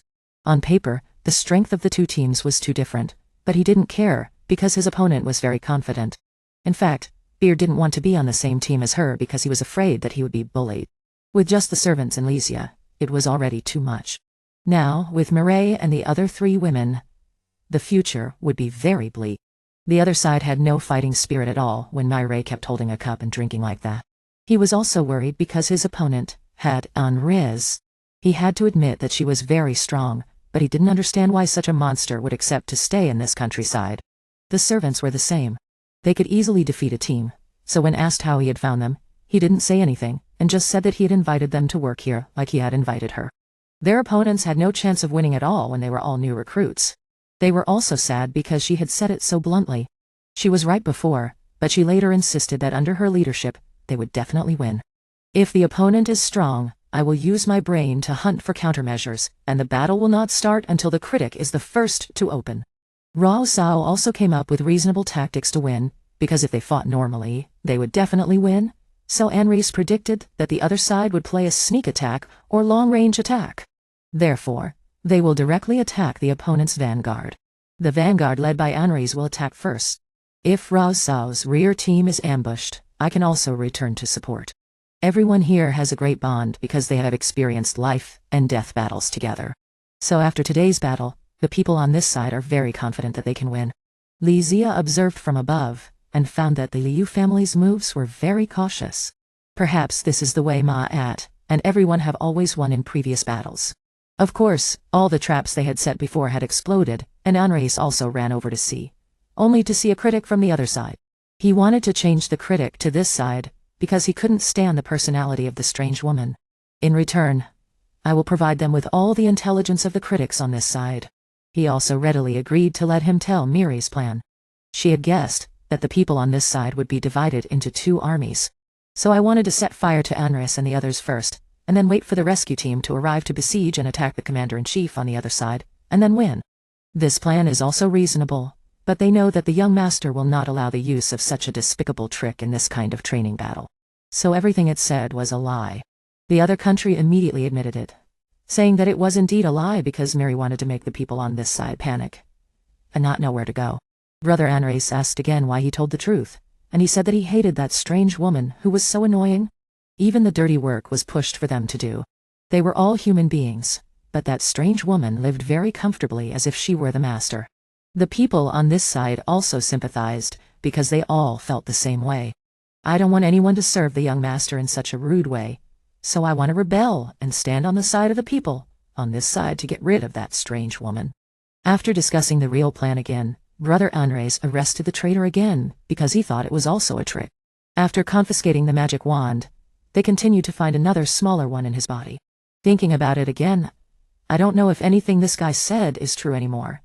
So Brother Anres continued to move forward, and unexpectedly discovered the enemy's assembly point. They all rushed in to attack together, but unexpectedly it was just a trap. According to Mary's plan, they were all lured here. And the traitor Ruo Shu did a very good job, making the other party not know what was true and what was false. Teacher, she smiled so happily that Brother Anres felt puzzled, because he only needed to catch the young master here to win. This elder sister didn't think so. She was very confident in her strength and speed. Just looking at her huge body was enough to understand. From a battle, they switched to playing catch. The elder brother was very impulsive, and didn't follow the original plan at all. Was chased by Miri like flying, but fortunately, there were all kinds of traps behind him aimed at him. The situation is becoming tense, making the audience excited. They all support Brother Anres so that he can catch up with Miri. This elder sister is extremely ambitious when the enemy has fallen into the trap, both literally and figuratively. Still afraid that if they continue like this, they may be caught up. But this big girl doesn't think so. Just by using those simple traps made from nature, she has caused a lot of trouble for Anres, and she occasionally gets stuck in a few traps. I guess only Brother Anres can maintain his speed, but Mary is still faster. It's been a long time since she was caught like this, so she laughed like a madman. The opponent was so angry that he asked her to stop and have a duel. She was not fooled by those words, and continued to chase after the month that she had to leave at the beginning. The soldiers under the command of Teacher Anzada were also very anxious, and chased straight after them, to avoid being stuck in the trap. The elder sister was very happy to see this, and asked that to increase her speed a little more. In addition, in order to avoid being approached, they have prepared sonic bombs like this. As long as the other party gets close, they will be deafened immediately, which will buy them a lot of time to maintain a safe distance between the two sides. Brother Rez must be very angry with this woman now, but his murderous eyes are directed at, which makes him terrified. Miri also admires that person for being able to maintain such a speed, even though he has been hit by so many of his traps. At this moment, everyone in the family is still cheering for Mr. Anzada to catch up quickly. Conlicia noticed that the character of the elder sister was really unpredictable. Although she was carrying it on her back, she could still keep a safe distance from the pursuers. Moreover, she didn't want to be close to this woman anymore, so she stopped cheering for Brother Res, which made the whole family stunned. Chris also asked Zenexi where the soldiers of Enkadao were, but they were not on the map. This question was really unexpected because they still didn't know what their critics were doing, or where they were. When the commander-in-chief is being pursued, he must go to support him. Khan's army is still carrying out the plan as planned. Of course, he doesn't know about the chaos on the other side. The sorceress is worried that the two sides should not be so far apart like this. Ruo Shui also guessed that something must have happened, otherwise Brother Res would not have left them so far behind. At this moment, from the bushes, At's army surrounded Ruo Shu, because he was the commander-in-chief on this side. According to the plan, they used sonic bombs to signal and then started the battle. Ruo Shu saw that the other party only had half of them, thinking that the other half was fighting with Brother An, so he ordered the army to attack. Of course, the new recruits couldn't beat the veterans. However, the number of troops on this side was more than twice that of the other side, because the other veterans were still waiting for an opportunity. In addition, these people have been stimulated by the smell of their comrades' blood, and they are very excited when they see the enemy again. Okay, we understand. But what if there are more of us? If one can't beat one, then we'll take 3 to beat one. Ruo Shui was immediately stunned, because he didn't expect all the soldiers on the other side to be in the same place. He wondered how that big strange woman could fight against Brother Anrei's army alone just now. All of the above are Zomarei's grasp of the personalities of the two people on the other side. So everything she has done so far is correct, and it is bringing the expected results for their critics. Ruo Shui was cornered. In front of him was the army of the young master, and behind him were 2 traps of the strange woman. Ruo Shui couldn't use magic to fight, so he could only run away with his bare hands. One of their goals is to reach Brother Rez, because only by reaching there can their critics turn the tide. But this idea is also within Miri's calculations. After hearing a few explosions in the nearby area, she knew that everything was going well. So she changed direction because she already knew where Ruokshi was. At was still afraid of Brother N because he was chasing him so closely and showed no signs of fatigue. He also guessed that the loud noise just now was made by Ruo Shu, so he was hesitating whether to continue chasing or meet up with the other group. Ruo Shui was alone at this time, because after the sorceress used the bomb to hold back the enemy for a while, she was also numbed by the sound. The soldiers who followed Ruo Shu did not need to try their best to capture the commander-in-chief, but had to trick him into running in the direction they were running to save time for the two sides to meet. And so, the other team's general was lured into the path that the gold team had prepared, and Lysia, who was watching from above, realized that her husband's team had been targeting Roxanne from the very beginning, not Angrios. Seeing this, she knew the outcome of the battle, and went down to prepare to welcome the victors home. Below, Angrios said that they would not let them find Roxanne, and seeing that the other side had realized their plan, Mireille did not worry and continued to accelerate because she still had a lot of energy. Ah was very surprised that even after running like this, her older sister could still run faster. Her face turned purple, because her older sister's speed was too terrifying, but she was not the only one who could accelerate. Angrios also took off his cloak to follow suit, because this was a battle for honor. This was the first time that the big sister had seen someone run as fast as her. In his mind, Aang thought about the scene from when he was a child with his master, not caring about the status of the two races.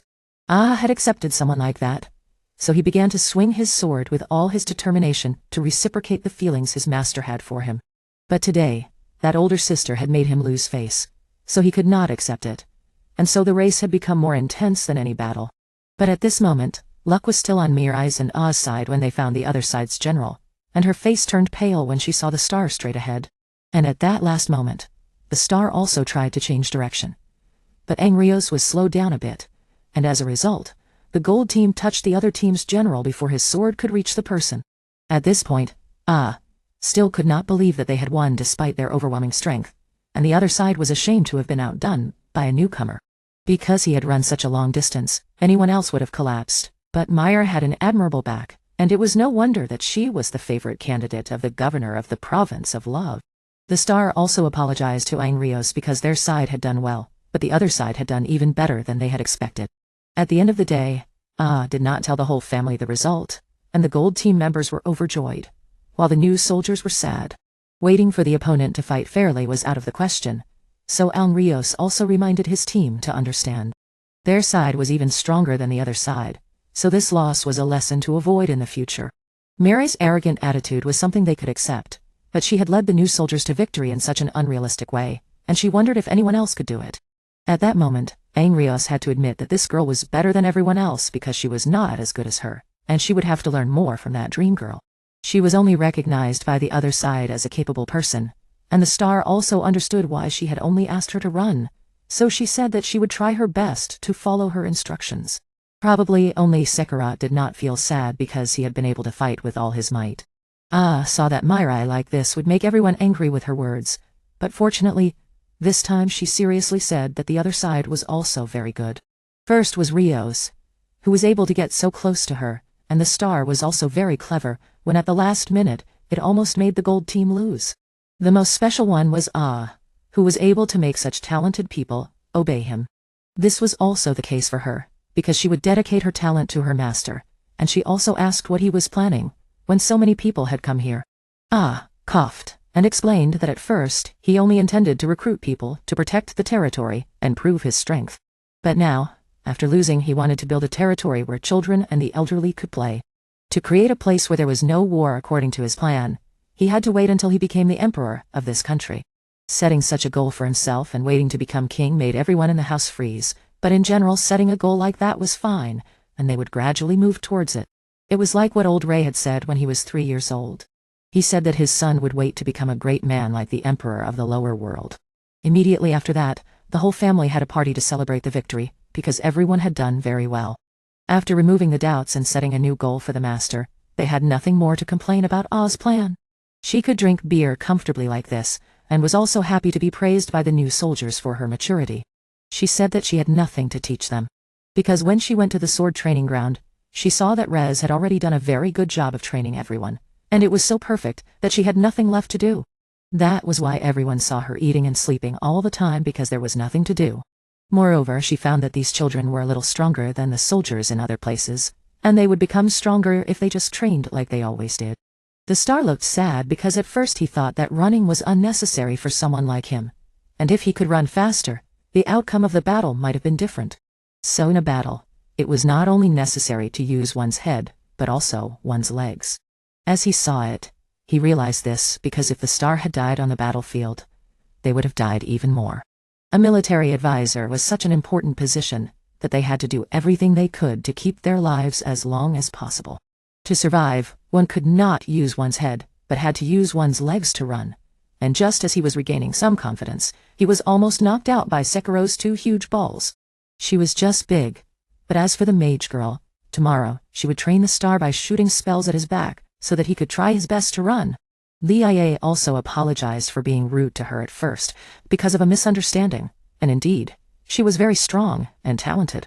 But before that, she had acted so arrogantly towards her, that now she thought back on it, she felt a little embarrassed. After this battle, perhaps without Ah's help, she would have already made a place for herself in the hearts of everyone here. At this moment, Angres also came over with a very serious face, and seeing this, Licia also left to let the 2 brothers talk. He bowed his head and apologized for losing his temper even though this was a mock battle.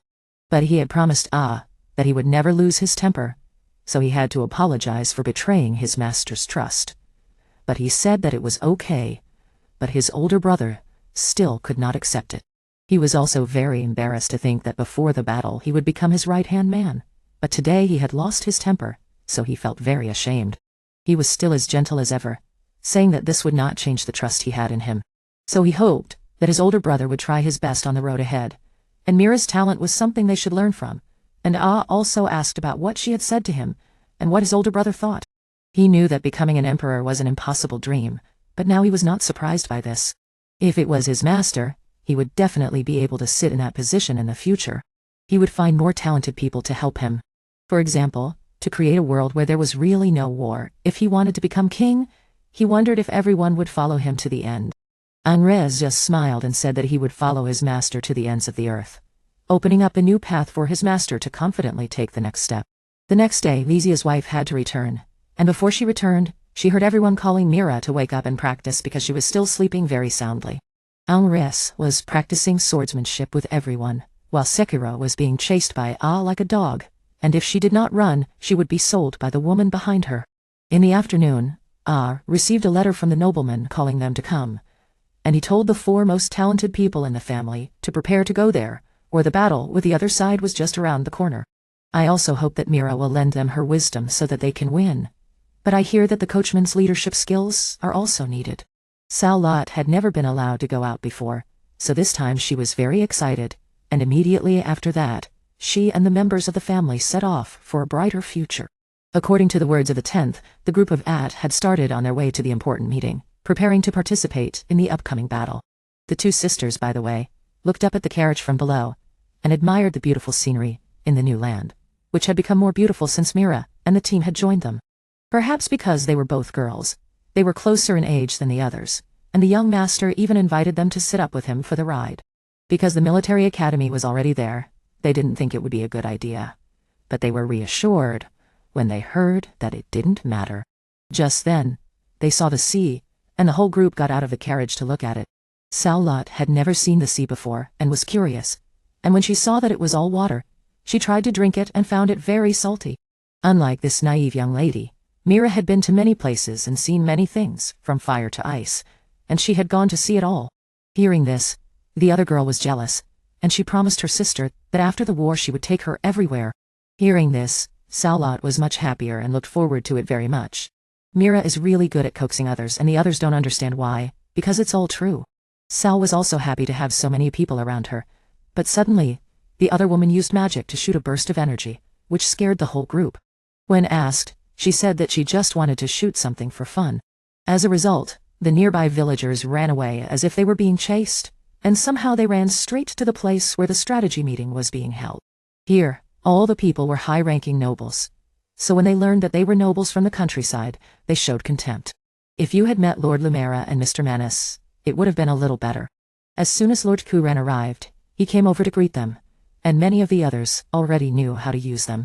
Most of them had also seen Mirai here, and they had known each other since they were young, so she greeted Kuran as an equal. Of course, the others all knew of her talent because she was the governor's favorite concubine. Lord Kuran had also invited her to come back and work for him, but she had always refused, so he wondered why she had come to this meeting today. He also told Mr. Men that the young master of his family wanted to do something, so he supported him, and he thought that he was more worthy of being a lord than he was, which made the other nobles very angry.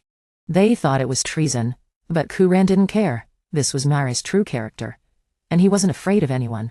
And above all, no matter what the reason, he was more at ease with her presence. It was just that the news that Mchai was working as a concubine for the enemy made the others worried.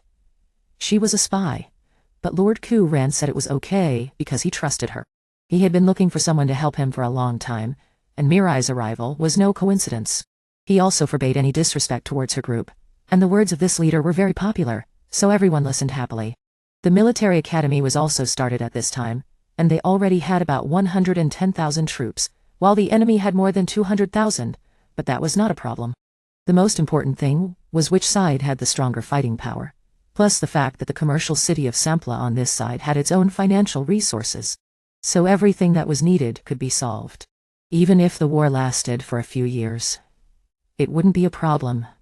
It's just that no one wanted to fight for that long. Lord Kuran was worried about the talents of Mchai's side, and there were rumors that the lords had turned to them because of their abilities. In other words, there was no guarantee that this side would have the advantage for long, and defeating Vasmara was the first step towards building an independent nation. He wanted to ask for advice on how to change the current stalemate, and someone suggested attacking the city on the east side.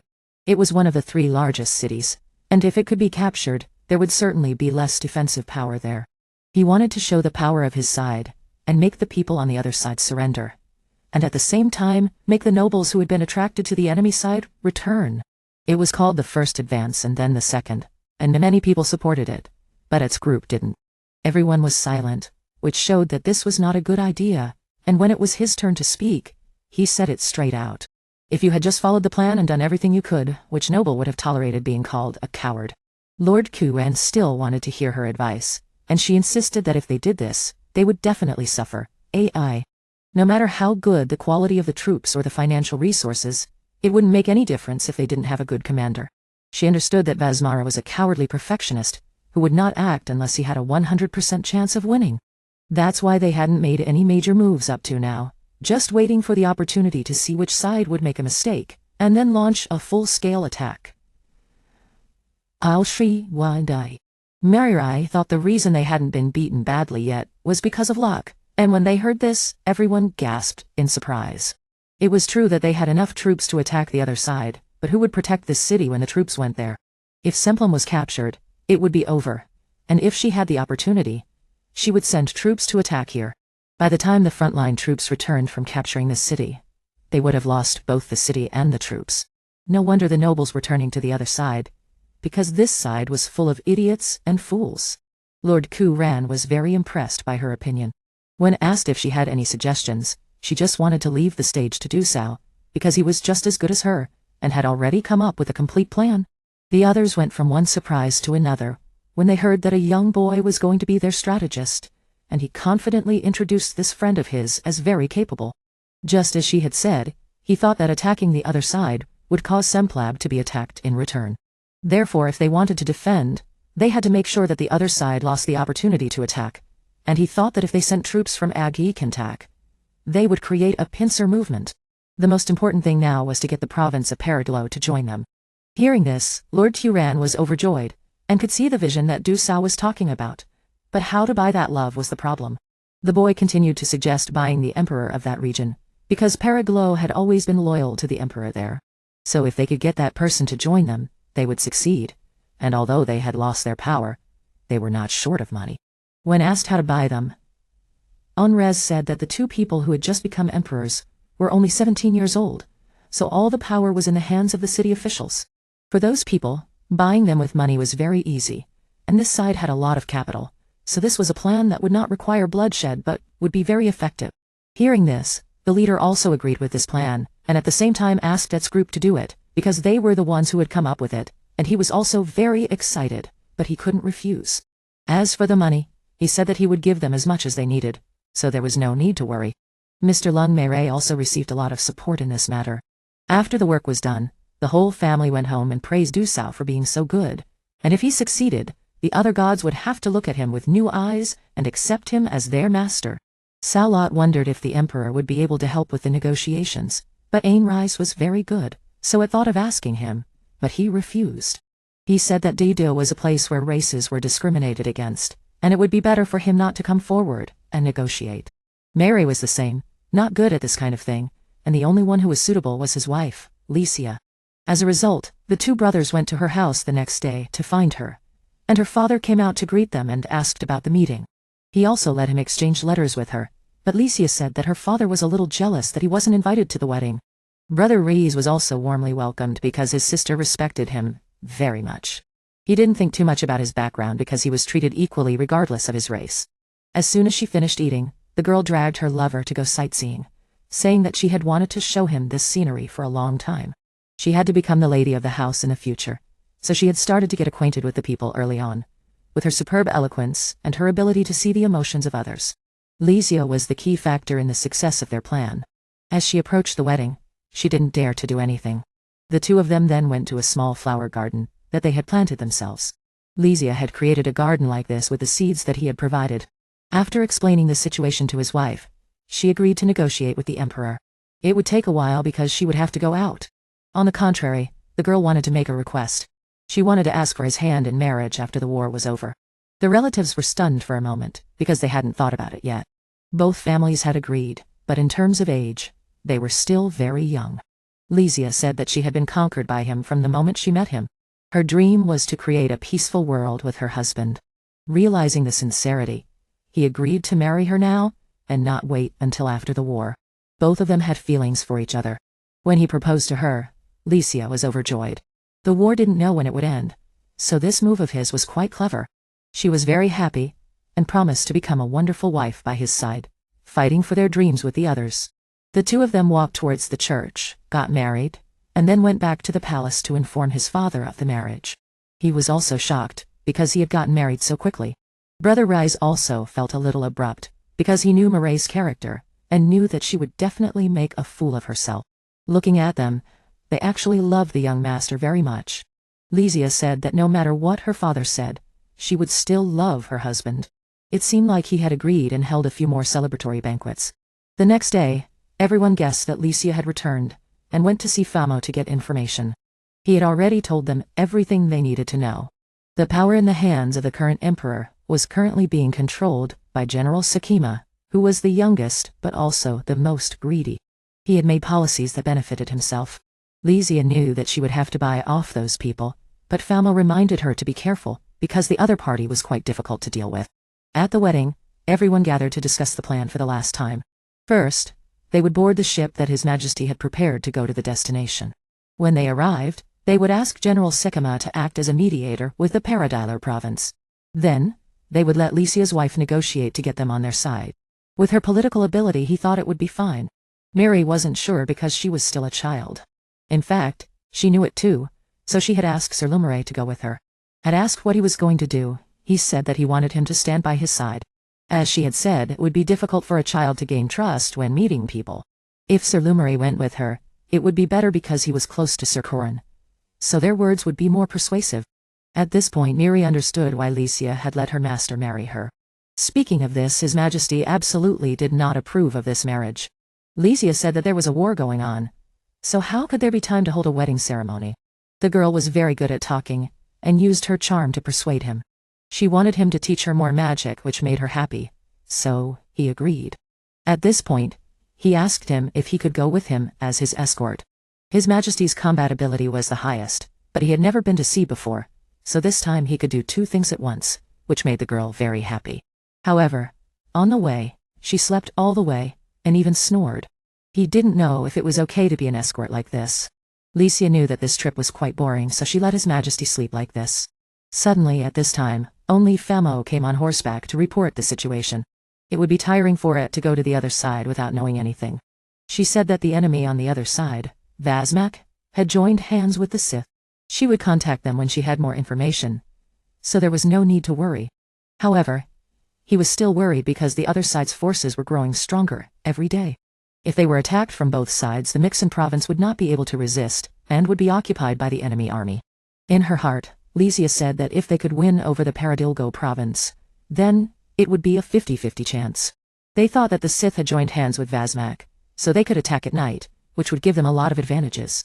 However, if the Paradilgo province belonged to their side, it would be completely different. All attacks from the enemy would have to pay a price, so she was sure that they would not be able to cross the border again. Therefore the negotiation this time must be successful. She promised to pull the Paradilgo province to their side and hoped that her husband would believe her. Hearing this, he was very grateful because his wife had thought of this. This was only natural because as a politician, she always thought of some basic moves. Suddenly, the carriage shook, and he accidentally hugged Lysia. In fact, she had only recently started to learn about this, and she said that she still had a lot to improve. He also wanted to follow his wife's example and do something, but it wouldn't be good if the family members did everything. His wife was very considerate, and said that he could just make her happy. Moreover, since he was already her husband, he should naturally support her as much as possible. Hearing this, he naturally wanted both of them to make the negotiation a success. After His Majesty woke up, he saw that the two of them were talking to each other, and looked displeased. He thought that if he hadn't been there, they would have kissed. By morning, the three of them had arrived at His Majesty's place to prepare for the return journey. In addition, he announced the news that the Vazmak had joined hands with the Sith. Lysia took the opportunity to say that they had already received this news. So after shaking hands with the Paradilgo province, they would also have to negotiate with the Sith to make them understand, and not attack them. Hearing this, His Majesty became even more confident because he knew that the AT group had a good spy, Famo, but he didn't expect that there would be another Lysia who was so clever. His Majesty's ability to choose people was unparalleled, so he completely trusted everyone to take over the difficult negotiation. He also wished everyone good luck and teased at, saying that he thought he was just a child, but now that he had grown up like this, he couldn't be underestimated. He also said that the two of them had only been married for a few days. He himself was not worthy of his wife, which made her feel embarrassed. At this time, His Majesty's 20-year-old son came over. He was the future governor of the Misian province. This statement was like a bolt from the blue because he didn't know what to say. This had found him very interesting, so he also went over to get acquainted. His personality was quite open, and he could be friends with anyone, but his age was a little too young. Conque Eo Sur Lumiere was a little fat these days, and he had completely given up. Because he didn't fully understand its talent, he also looked doubtful. He didn't understand why he would give such important matters to children. He also brought his son and his subordinates, but his disrespectful way of speaking was unacceptable. He had to apologize to the group on behalf of his son. He really wanted to use his eldest son's charm, but he still didn't know what he was good at. He said that the other person's index was indeed not high at the moment. However, his potential for development was very great, because his political and leadership indexes were relatively stable. His ambition were naturally high because he had been trained since he was a child. He really wanted to use his eldest son's charm, but he still didn't know what he was good at. He said that the other person's index was indeed not high at the moment. But the potential for development is huge because of the relatively stable political and leadership indicators, and the ambition and aspiration are naturally high since they were planned from the start. He even declared that he would become the governor of Mizan. Hearing this, the old man was relieved. If he didn't have anything, he wouldn't know who would lead everyone in his place in the future. After a while, everyone had prepared to return, but first, they went shopping because it was rare to be able to shop in a commercial city like this. Naturally, everything in the world was sold here. He also told his wife to choose something to buy because there was still plenty of time. He would take care of everything, but his wife was very considerate and didn't want to make things difficult for her husband, so she refused. When he turned around, he saw that the lady over there had bought everything. He didn't know what to say. It turned out that being a maid was happier than being a wife. She also bought some for the children in the orphanage because they were just like her and had never been to the sea. When he turned around, he saw his wife looking at him, so he went and bought her a gift. Although they were already married, he had never given her a decent gift. He promised that after completing the mission, he would give her a better gift. She was very happy and said that she would cherish it for the rest of her life. After a while, they boarded the ship and thanked Mr. Lumiere for traveling with them. If they were alone, they would have a high chance of not being able to negotiate. Even more surprisingly, the boy was also present. The old man thought that it was not enough to have only Mr. Lumiere, so he wanted to go with them to be sure. It turned out that leaving this child at home might have a higher success rate, but what could he do if the child wanted to go? Of course, the old man didn't know about this, but he thought that he was 20 years old and could make his own decisions. He himself wanted to go to the imperial capital to see what it was like, and if he brought back success, the old man at home would be happy. The ship heading to the imperial capital also set sail, but it was so tiring. Only the maid was excited, so she didn't get seasick. The worst thing was that the boy pretended to be strong and told him not to try too hard, but then he vomited all over the place. Suddenly, a few people on a small ship approached. They said that they had lost their companions a few days ago and wanted to ask for a ride. The kind-hearted maid gave them water, but they were then controlled. They were pirates pretending to be fools and wanted the others to hand over their belongings in exchange for their lives. But they made a mistake and caught the wrong person. Without saying a word, the maid used her magic to burn them all for ruining her trip. As a result, the whole group was easily captured, which made Licia happy. He didn't think they were pirates, so he stopped the boy from punishing them. He realized that the sword used to threaten them was a fake. No pirate would ever use a fake sword to threaten someone. After asking, he found out that they were people living in poverty in the imperial capital. In order to go fishing, they had to borrow a lot of money, but due to the prolonged economic recession, everything had become difficult. The amount of money that had to be repaid was increasing because the creditors were taking back their money. Everyone had a family and didn't want their wives and children to suffer, so they did this dirty work to earn money. The boy didn't accept it because robbery was still robbery. On the contrary, he lent these people money, hoping that they would be able to pay him back in the future. He thought very differently about being a leader and didn't trust the people. What could he use to make people obey him? In his hometown, it had always been like this, so the people always believed in their leaders and supported them wholeheartedly. Hearing this, the boy didn't know what to say to explain. The others were then released to start their lives over. The next morning they arrived at the imperial capital and realized that the people here were really suffering. The poverty was unbearable. The nobles here were richer than those in other places, and on the contrary, the ordinary people were dying. The boy thought that the lustful general must have been blinded by love to such an extent that he would be easy to negotiate with. But Lysia wanted to prepare a little for tomorrow's plan. So she went ahead. The next day she appeared in a very beautiful outfit, which puzzled everyone. It turned out that she had ordered this in the imperial capital the day before yesterday. He saw that she was wearing a lot of jewelry and asked her about it, but she didn't say anything and told him that he would understand later. The general was waiting for everyone to discuss the price. After checking his stats, he saw that this man had very high ambition and willpower, just as his sister had said. As for the connection with the particular province, of course he could do it. The most important thing was how many provinces the other party would give him. Seeing this, the boy also showed his name, which made the lustful general realize that he was the son of Mr. Curran. The old man didn't care who the negotiator was and wanted to start right away. Lysia gave the first number, 500 gold coins. When they were still on the small boat, they had already discussed this. In this negotiation, she wanted to win quickly. The value they could pay in the mission was 2,000 gold coins. If they were asked for more, it would be disadvantageous in many ways. So she wanted to make the other party think that she was the one who had the advantage. So she gave the opening number of 500. As expected, the lustful general refused, saying that he needed at least 5,000 gold coins to connect with the other province. Lysia also laughed because that amount of money was even greater than the annual revenue of the imperial capital. When they passed through the streets to get here, they realized that this place was having economic problems. She continued to raise the price to 800 gold coins. As for the other party, since Semplo is a commercial city, it must be able to afford more. The other party was obsessed with money, so it was reasonable to raise the price slowly. In the end, the price was finally set at 1,000 gold coins. Everything would have been fine if the idiot Ego Nai hadn't stood up and said that they had 2,000 gold coins, and wanted to give them all to him, so that they wouldn't dare to underestimate the strength of Sempla. Knowing that he had been tricked, the other party immediately raised the price, and the boy gave him another 1,000 gold coins. He sat down with the idiot and played, but he also caused trouble. Fortunately, his wife had already considered the worst-case scenario, and had changed the negotiation. She smiled, and took off her precious clothes and jewelry, which were worth about 500 gold coins to give to him.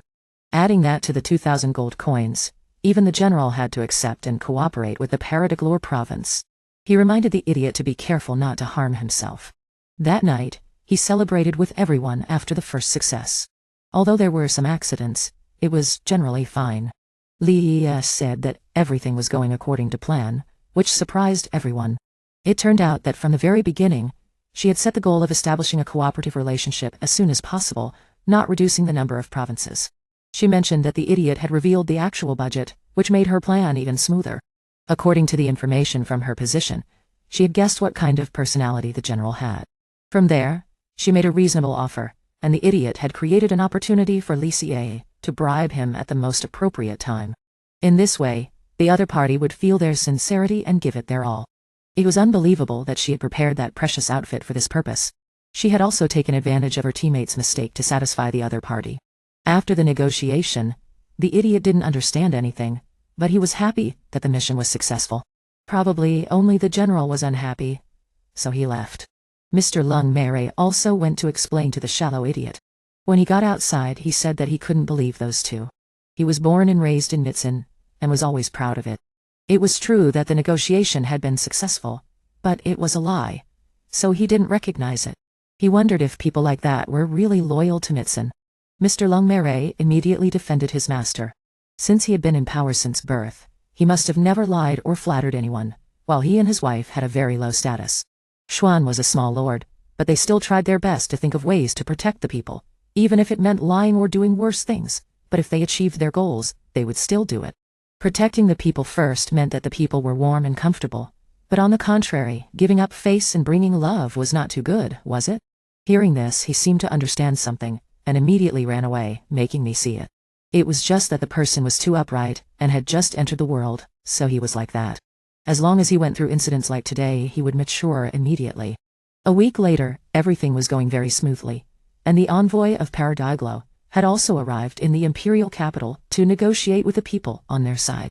During that time, Len had almost left, but fortunately, he came back in time today, and inside, they met the female envoy. Unlike the corrupt official, these people were quite honest, and did not need to use money to talk. The first question she asked was about Mai Sheng's desire for independence. With this statement, it meant that they had betrayed the emperor, to whom the province of Paradoglo had been loyal. Alen spoke about his side's views to see if there was any room for negotiation. He thought it was over, but unexpectedly, the envoy lied that the declaration of independence was only because the Vazmag thought so. How the hell did the other three people immediately agree to join hands to establish the Liming? For them, there was no benefit in cooperating with other provinces. But the people on this side were introduced by the envoy, so they drank. At night, At told the wind about the surprise because the negotiation was too smooth, and it was all because of Len. On the day when the boy left, he went to the province of Lycia to talk. After knowing that he was too naive and had been deceived by those people, he bowed his head and apologized. They were all trying their best to support Maya Sheng, but he himself did not realize it. He said that he wanted to do something to make up for it. Thanks to Lycia for giving him advice and guidance. Hearing this, the little guard also understood and agreed to lend this elder brother his wisdom and talent. The boy also told everyone about his wife, which made everyone happy. Of course, the envoy was very ugly. It was said that during the days when Len was absent, he followed Lycia's advice and participated in the fake gambling in Dijuo. After the negotiation, this envoy had made an impression as an upright person, even to the point of saying something for his own side. This information may have spread out. Taking advantage of this, the girl asked her elder brother to create another rumor. The real enemy was those who declared independence. In the first few incidents, everyone believed the envoy's words, so the plan succeeded when the other three envoys also immediately passed on the false rumors they had created. Len felt that he was still too young, but he was met with praise from the young people. In general, an alliance had been established with the province of Paradiler, so there was no need to worry anymore. The envoy said that in the past 10 days he had learned a lot from everyone. From now on, he would try his best to turn Maisheng into a beautiful country. The boy called its name intimately, wanting to build the country together. He also happily agreed, hoping to please him. The next day they continued to negotiate with the province of Siqing, and were relieved to know that they would not attack them. At the end of the trip, they returned to the Grand Duke and were warmly received when they brought back good news. Everyone here already knew about the successful negotiation. Sir Su Ran said that from now on, the history of war would change greatly, with the initiative belonging to their side. On behalf of everyone, he expressed his gratitude to At and his group. Then he turned around and scolded the disobedient son who had left on his own, and participated in the negotiation related to the future of Nissen. If this matter had failed, he might have left forever. Fortunately, it was still successful. He bowed his head and apologized, saying that he had followed because he wanted to help his side. After seeing the performance of the other two, he realized that he was still too inexperienced. He wanted to go into training immediately, because he would be the governor of Nissen in the future. After hearing this, the father was very happy. Finally, he had become a little smarter. At checked again, and found that the indicators were increasing. After this incident, his group also received a lot of money and gold. We must also thank Li Caa for helping his side save so much time and money. Everyone was happy, especially himself, because he could use it to repair the water system for the people in the village. At the same time, he increased the salaries of the soldiers in the family, so that they would have more fighting spirit, and help their families have a more stable income. The envoy also thanked him and said that he would use this money carefully, which made everyone admire him. He did not care about himself, but cared about the people in the area. Sir Suren also said that from now on, it would be a war, and no longer a mess like before. In the near future, his side would attack the APA Duo army. The group of men had just completed their mission very well, so they were given a new mission. He asked the Grand Duke to give At to Sir Lumiri, and the request was made that they had to launch a preemptive strike before the other side had time to expand their forces. At's official position would be to concentrate his forces, and prepare to attack at any time when ordered. Although he had prepared himself mentally, he knew that he was still not ready. He asked if it was okay because this was the first time he had been on the battlefield, and it was not even an important battle. As for the fighting, the other brothers would take care of it, so he asked the young master to stay in the mansion. If he said no, it would be a lie because he was still afraid now, but he knew that this day would come sooner or later. If he continued to be like this forever, he would be too sorry for his father. He told his mother not to worry because he was already a lord, so he should make up his mind and go. Hearing this, she was very happy, and said that she would try her best to help. The scene returned to the Mii mansion. Because of the lack of culture, At was often bullied. He had to run like a dog every day, but he could only get a little praise. After doing so much, his mother asked him to run another lap, but he wanted to learn tactics from her. She asked why he didn't go to res for convenience. Just as he was walking over, he saw his opponent teaching and drinking at the same time, so he confiscated it. After a few days, the young master had not returned, so as soon as Bourei mentioned it, the inner guard became furious and wanted to go find him. It was just that the younger brother had to hold him back. The girl also reminded him that the young master had already given them the mansion, and if Riz went to find him, it would mean that he had betrayed his trust as a lord. Hearing this, he calmed down. He did not expect the girl to say such a thing. Just then, At returned, making everyone happy. The next day they also held a party, eating and talking about what had happened. Only Bourei praised the young master for being so good, that he was about to be promoted. He informed them that all the soldiers would set off to prepare for battle in a few days. Brother Rez thought about having a final mock battle tomorrow, but he was stopped by himself. He was worried that everyone had worked hard and wanted to let the soldiers have a free day to do what they wanted before going to battle. He also took his wife out to play, which made her a little worried. She thought that he should rest well, but he said that it would be difficult to meet each other in the future, so he had to play to his heart's content. The people in the area immediately came to ask him for help when they saw the Lord, because they knew that he was about to go to battle. They were very worried, because everyone loved him very much. At said that if there was anything they needed, they could tell him, and everyone here would come to support him. So the couple received a lot of things and left in a very happy mood. Afterwards, Men said that he wanted to stop by this place, so Licia also went back first. At came to talk to his father, and told him about the upcoming battle. Last time he had warned the envoy because he was still too young. He wanted to ask him if he now had the face of a warrior. He was carrying the mission left by the people living in the area. He promised to protect them all and hoped that he would follow him well. Suddenly, 3 members of the family came over. Unexpectedly, they all happened to meet each other and did not make an appointment. Because they had all been greatly supported by their father, they also used that to send their farewells. As a child, I never thought I would participate in such a great war. But no matter what, I will follow it to the end, because time has not stopped asking. Brother Rez thought that Servine did not need to worry about the young master, and finally the day came, and he believed that he would bring victory back to his hometown. Sir, finally, all the preparations were made. Licia would stay in the village to protect the people, and let the young master focus on the upcoming war. Sir. Then everyone was present. Sir Owl Rand stood up to thank all the warriors who had left their territory to gather here to fight this battle. Yes, it is very important to win Ayafata. They did not have the opportunity to do that before, but now it is different. After getting cooperation from the Paradigal, they can have 2 armies there to monitor the enemy's actions. So it is very important to help them to succeed. I was also honored to bring this advantage to the team. This speech made the warriors very excited. And the next day, At and Sir Lemire were present at the location that needed to be occupied and attacked. Because this was the first and very important battle. So it was. And after running to open it, I thought of many ways to use troops here. No matter what tactics the other side had, I would still be able to control it all. Salat was even more confident, and said that with my magic, the first battle will end soon. Brother Rez, please rest assured that the young master is here. The soldiers are also in very good shape, so they will definitely be able to exert their maximum strength. Everyone wants to be counted on, but they don't have to look so nervous. Hearing these words, he was also very happy. Seeing the concern of the people in Lambok, the 2 old men understood why At wanted to protect their smiles so much. Everyone was united, so everyone had a certain confidence, plus a good commander like himself, so the Lambok army could be considered the strongest team of their team.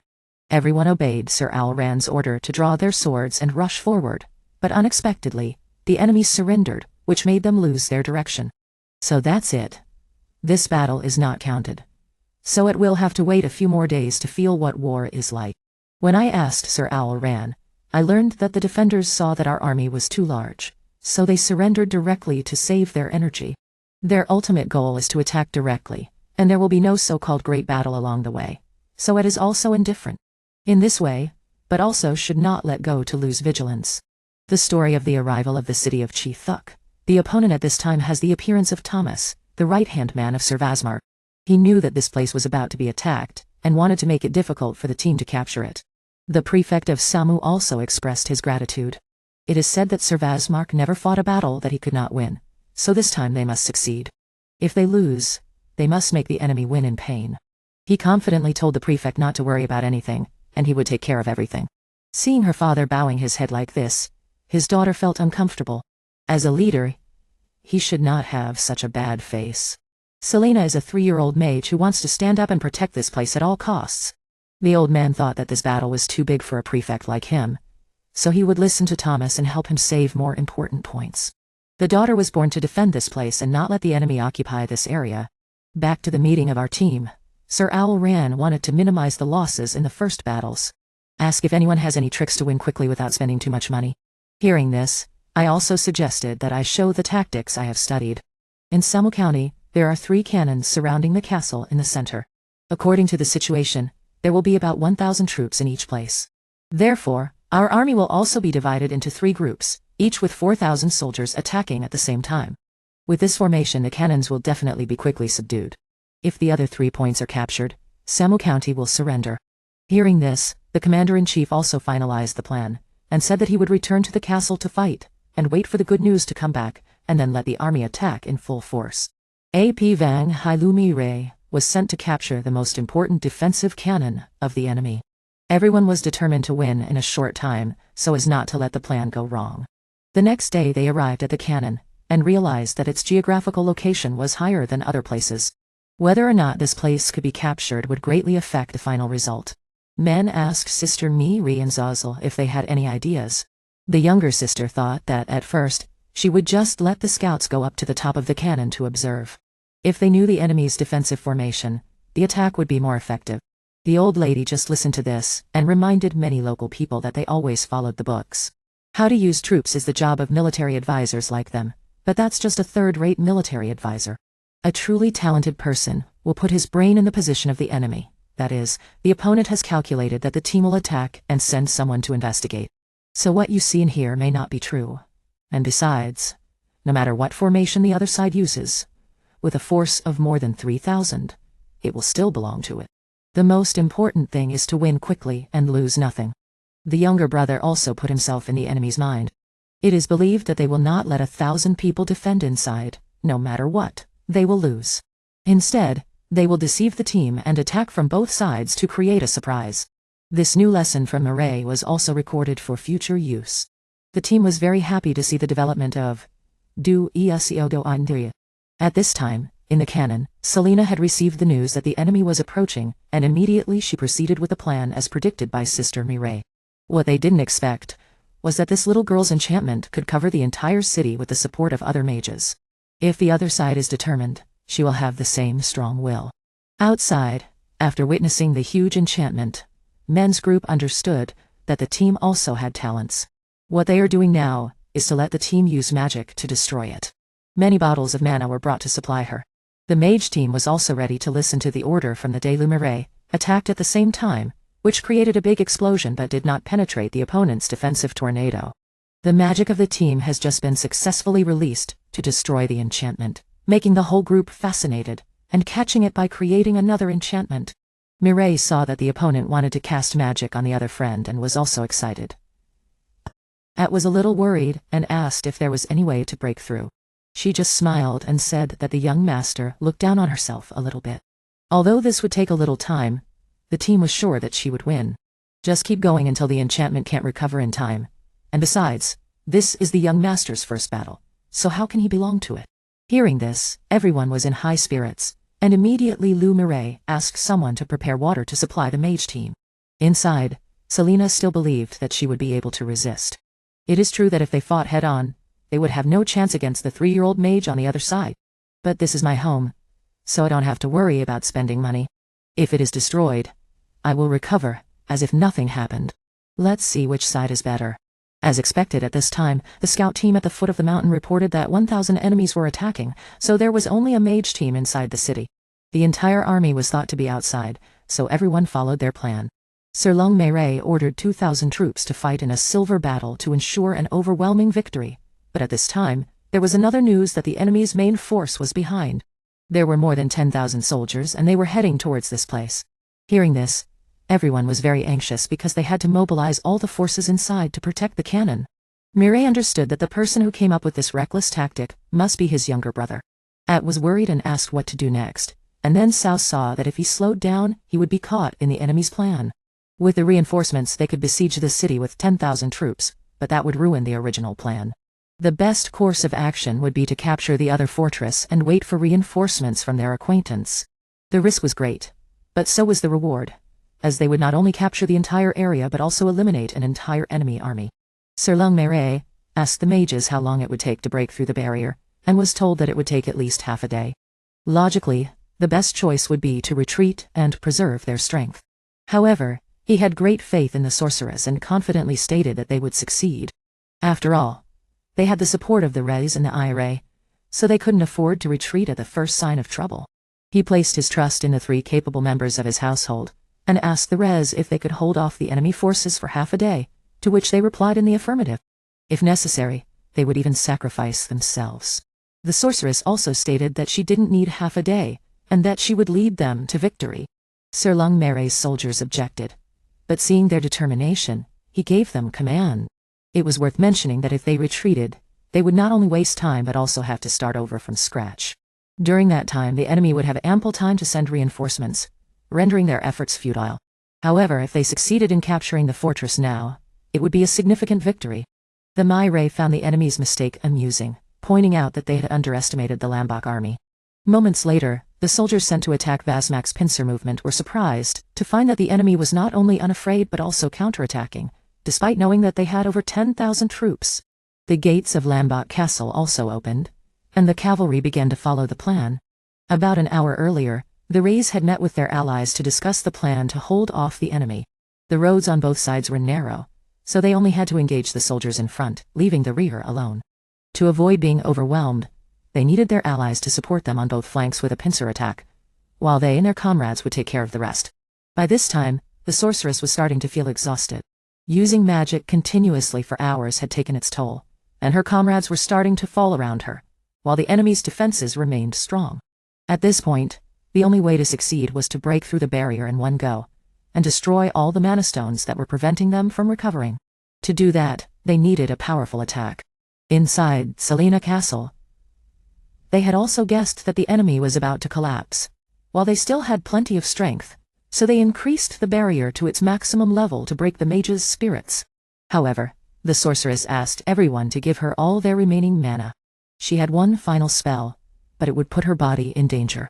She said it didn't matter, and asked them to protect her body if she collapsed. On the other side, Vise was also overwhelming his opponent with his relentless fighting ability. Immediately after, a meteor shower descended, making the people inside realize that they had been defeated. Selena also collapsed, her mana completely drained. After the battle, she fainted in her master's arms. Seizing the opportunity, Lumaire ordered his soldiers to attack and capture the fortress, using it as a stronghold while waiting for reinforcements. Vose then returned to report that the victory was theirs, and it was also the first battle that had been most meaningful to him. News of the loss of the fortress reached Thomas, who was furious that despite his careful calculations, he had still been defeated. This victory had broken the stalemate, and Sir Colin also sent his thanks to Verses and Sir Lomere. The fate of the defeated would be decided now. Selena was the most dangerous target because she had defended the castle for so long. When asked what to do, Sir Colin wanted to execute her because keeping her prisoner would waste resources, and she might rebel and slow down their progress. She accepted her fate, as she had failed to protect the castle, and living would only bring shame upon herself. The soldiers felt the same way. They had been prepared to kill and be killed for a long time, and they realized that this was the end that they had always known. War was bloody, but Verses wanted to do things differently. He offered to die in place of the others, arguing that executing them would only cause more suffering. Their ultimate goal was to unify Mycenae. Even if they won, they couldn't be sure of the support of the families who had lost loved ones in the war. Then they would no longer be able to unify the country. Therefore, he suggested that they spare the lives of those who were willing to surrender, and find capable people to lead them. At the same time, they would take all their weapons and return them to the other side in exchange for prisoners of war. Both sides would benefit from this, so Sir Colin agreed. Vise then went to talk to the sorceress, telling her not to think only about dying.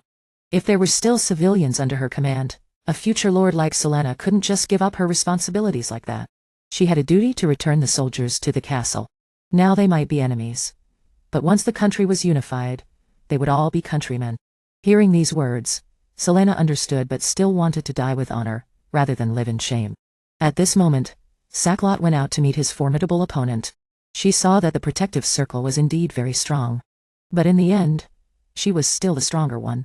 She felt envious that her magic could only attack, while Selena's, on the other hand, didn't harm her comrades. In that sense, her magic was more suited to a lord. Hearing this, she felt relieved. Sir Colin asked Selena to return and ask her father if he would surrender.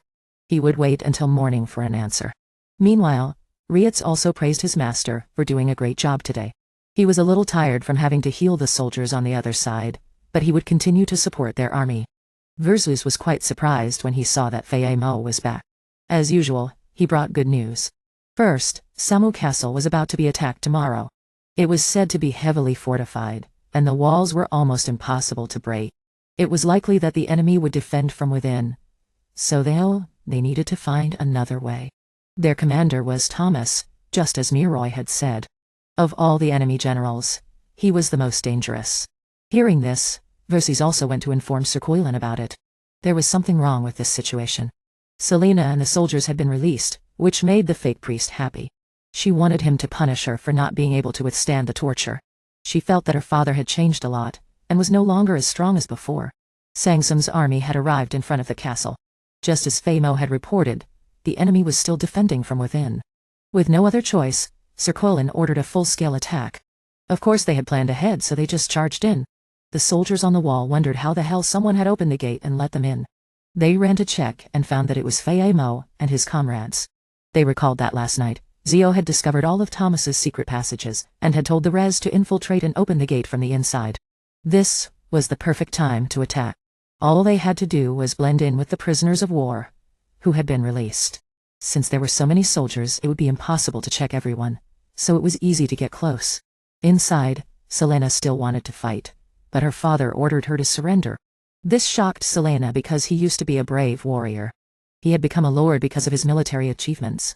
Ever since she was a child, she had heard stories about his time as a warlord, and had admired him greatly.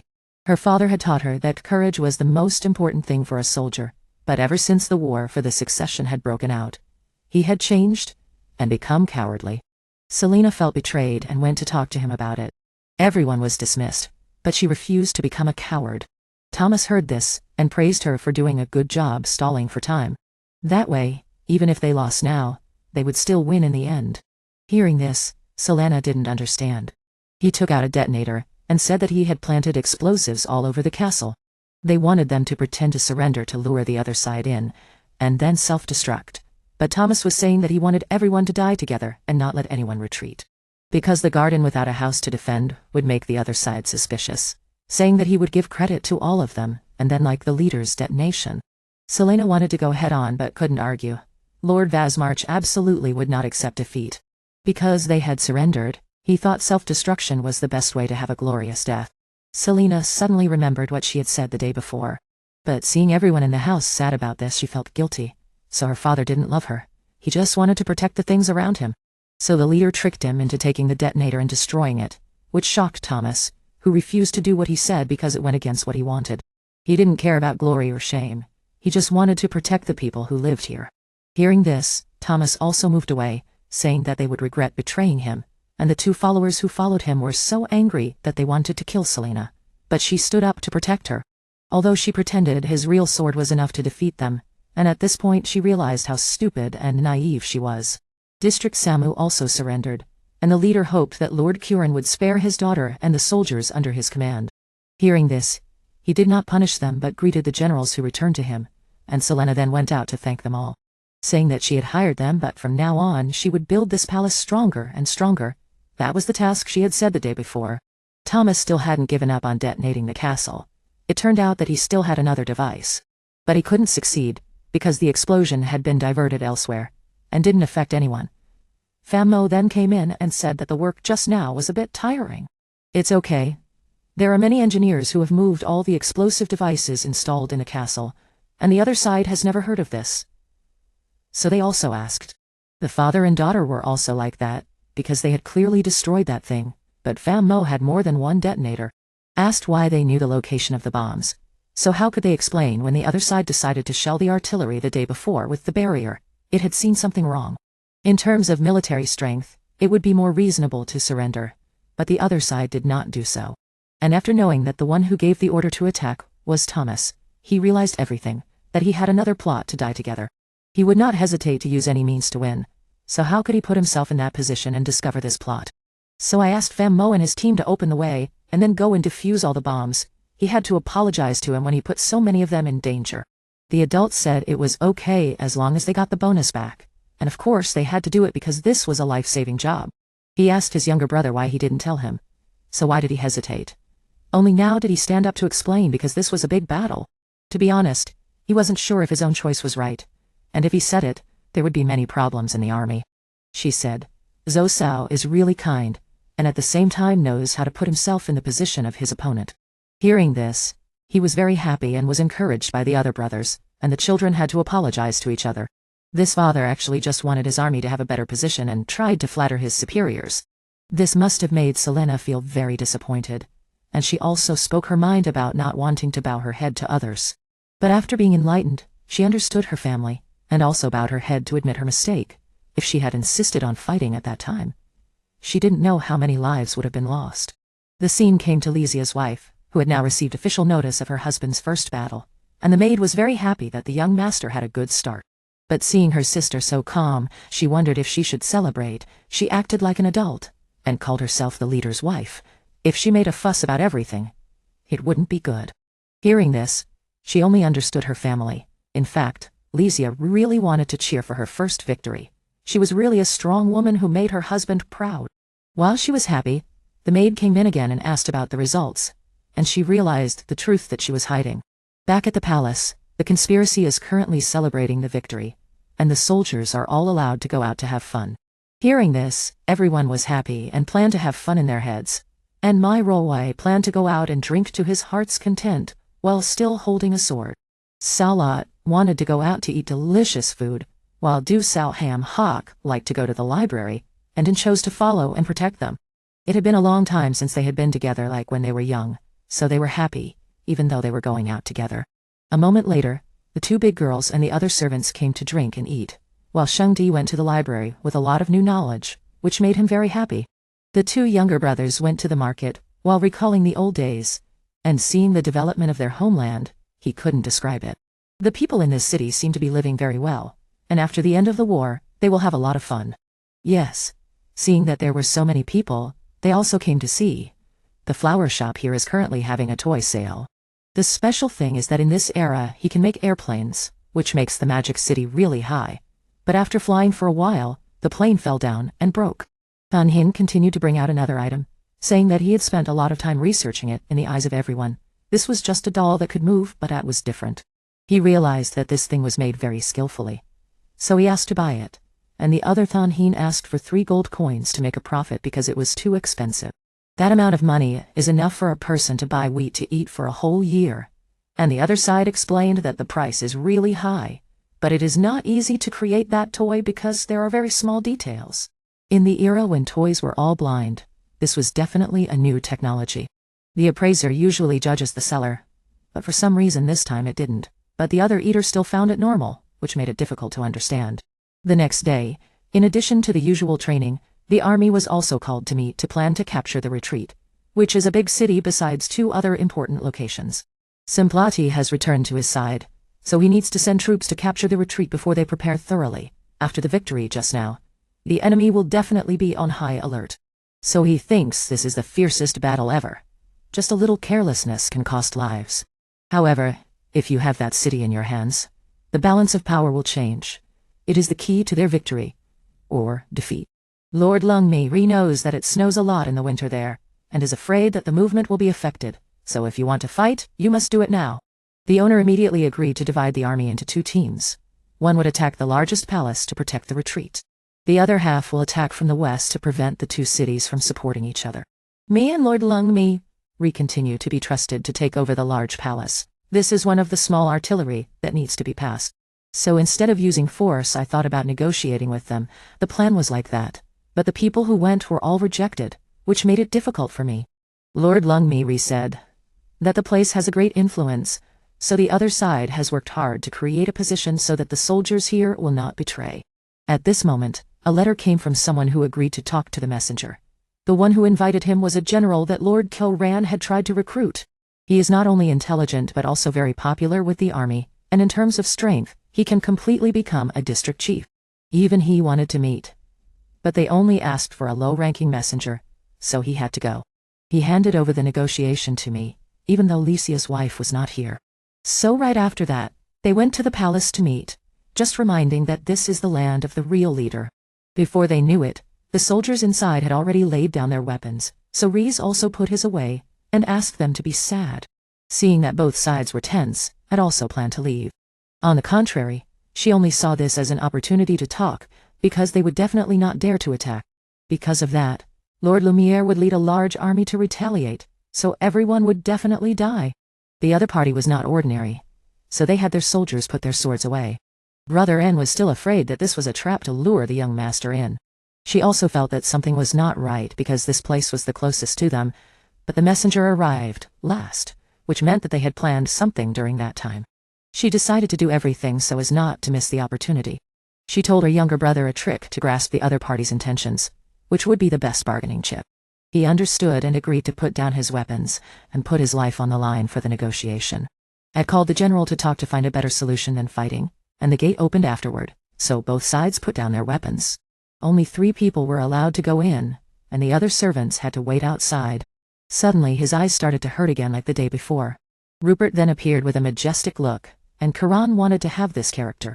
While they were tense, he suddenly tripped and fell. The first game he played the day before was also a trump card that shocked the other side. Rupert caught the mechanical bird and looked serious. He did not expect the younger brother to have developed to this level. Master N also thought that it was quite interesting, so he also gave it to him. Rupert refused, saying that he did not need it, and then invited everyone into the room. Once again, his appraisal did not work, which made him feel a sharp pain. At took a deep breath to try again, and all the information about the other party appeared. Before that, he only knew his name and strength index, but it was a surprise to grasp everything about him. This person was very considerate, and already had a wife. At felt sorry because if he had a wife, he should at least have a mate. When he went inside and waited, he continued to see some very new games. Based on the information gathered from the appraisal and the teachings from Sister Bourei, he naturally realized the other party's real plot and the reason why they invited him. He put on a serious face and believed that everything would go smoothly this time.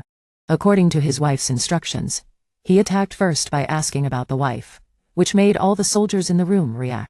At guessed that their young master was about to be born, and that this negotiation was just a trap. In fact, Rupert had wanted to kill them from the beginning. He started to notice some suspicious points. Although Anne had a wife, she was not in the city. It was highly possible that she had been taken hostage so that Anne and his soldiers had to follow orders and not surrender. Hearing this, Bourei also understood that if the people here surrendered, the wife would die. Therefore, whether there was a negotiation or not, Anne could only fight to protect his family.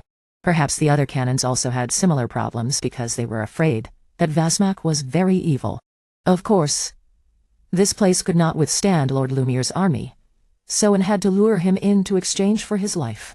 He was sure that the people here had all been abandoned and had to defend from the inside, but he had to do it in the hope that his wife and children would continue to live. Brother Rias wondered why they did not attack as soon as he entered. He thought that they were still hesitating because he was a child, and his wife was about to give birth. He knew that he had been seen through, and the soldiers all looked sad. They were all loyal to this general, so they regarded the wife as their family. If he fought here, he would definitely not be able to see his child when it was born, so he did not know what to choose, and the person who invited him was more sinister than the others. He had been through life and death many times, so he was not afraid of death. The most annoying thing now was that he could not meet his child. He secretly wished that he could just hold his child once. From this, At made a proposal that was beneficial to both parties, because he wanted to recruit the general, who was recognized by Lord Lumiere, and wanted to gain strength from him. In return, he would go and rescue his wife by breaking into the Ronto Grand Castle. As soon as the young master declared this, Brother Versus also expressed his determination. He asked the young master to give him a chance to protect the child who was about to be born, and if he failed, he would be willing to give his life to him. Being forced into a difficult position, he bowed his head and asked him to save his wife and children. At then returned to the Samo Grand Castle to report to Lord Lumiere that he had temporarily negotiated with him. The elder sister praised him for doing a good job, because all three of them had been put in a difficult position at first. He had used his appraisal to check the information, and made an accurate judgment. From this he gave the husband who loved his wife and children a chance to reunite. Of course, he had to agree to submit, but more importantly, how to rescue the hostage was the key to the success of the plan.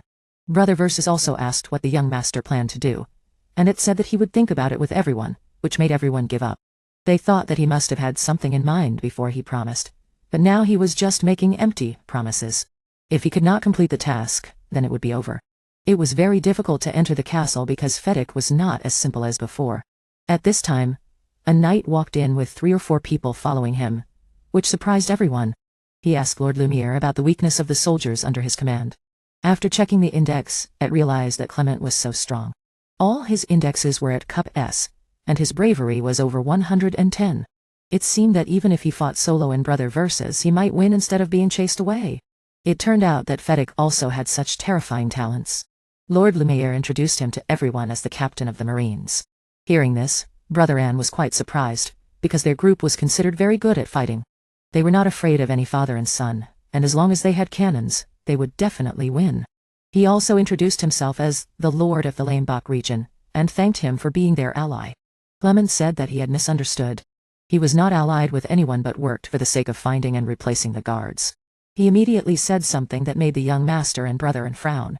He said that he was a god's messenger, and seemed to be very loyal to Rez's army. It was true that they were very united, but they did not have the spirit to fight. No one was willing to die, so the strength of the entire army had decreased significantly. Soldiers were only strong when they were fighting for their lives, or were about to be wiped out.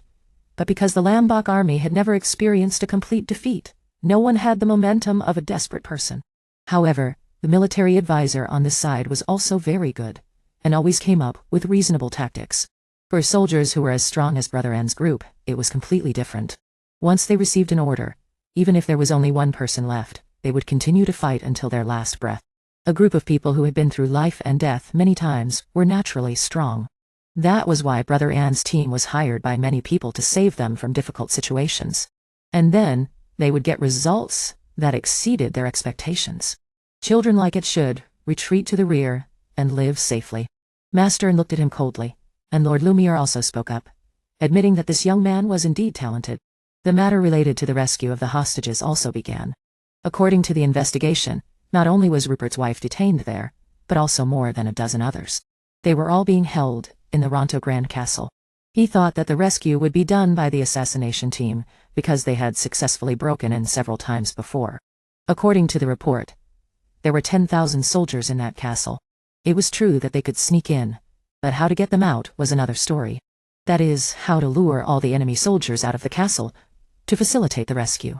Brother Reyes felt very nervous, because they only had 10,000 soldiers. If the forces of both sides were equal, the defenders would have the advantage. Our army is still retreating as planned. Rupert is actually quite badly injured but still tries to suppress the pain so that our morale won't be reduced.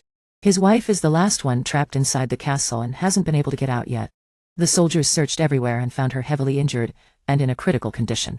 Fei Amo is very worried, because if they are discovered now, both of them will definitely die. Fortunately, the leader nearby didn't approach any further, so they were safe. Of course, this lady is really strong to be able to endure the pain in her arm. She said that if she makes a mistake now, it will waste her husband's effort, so she wants to continue moving.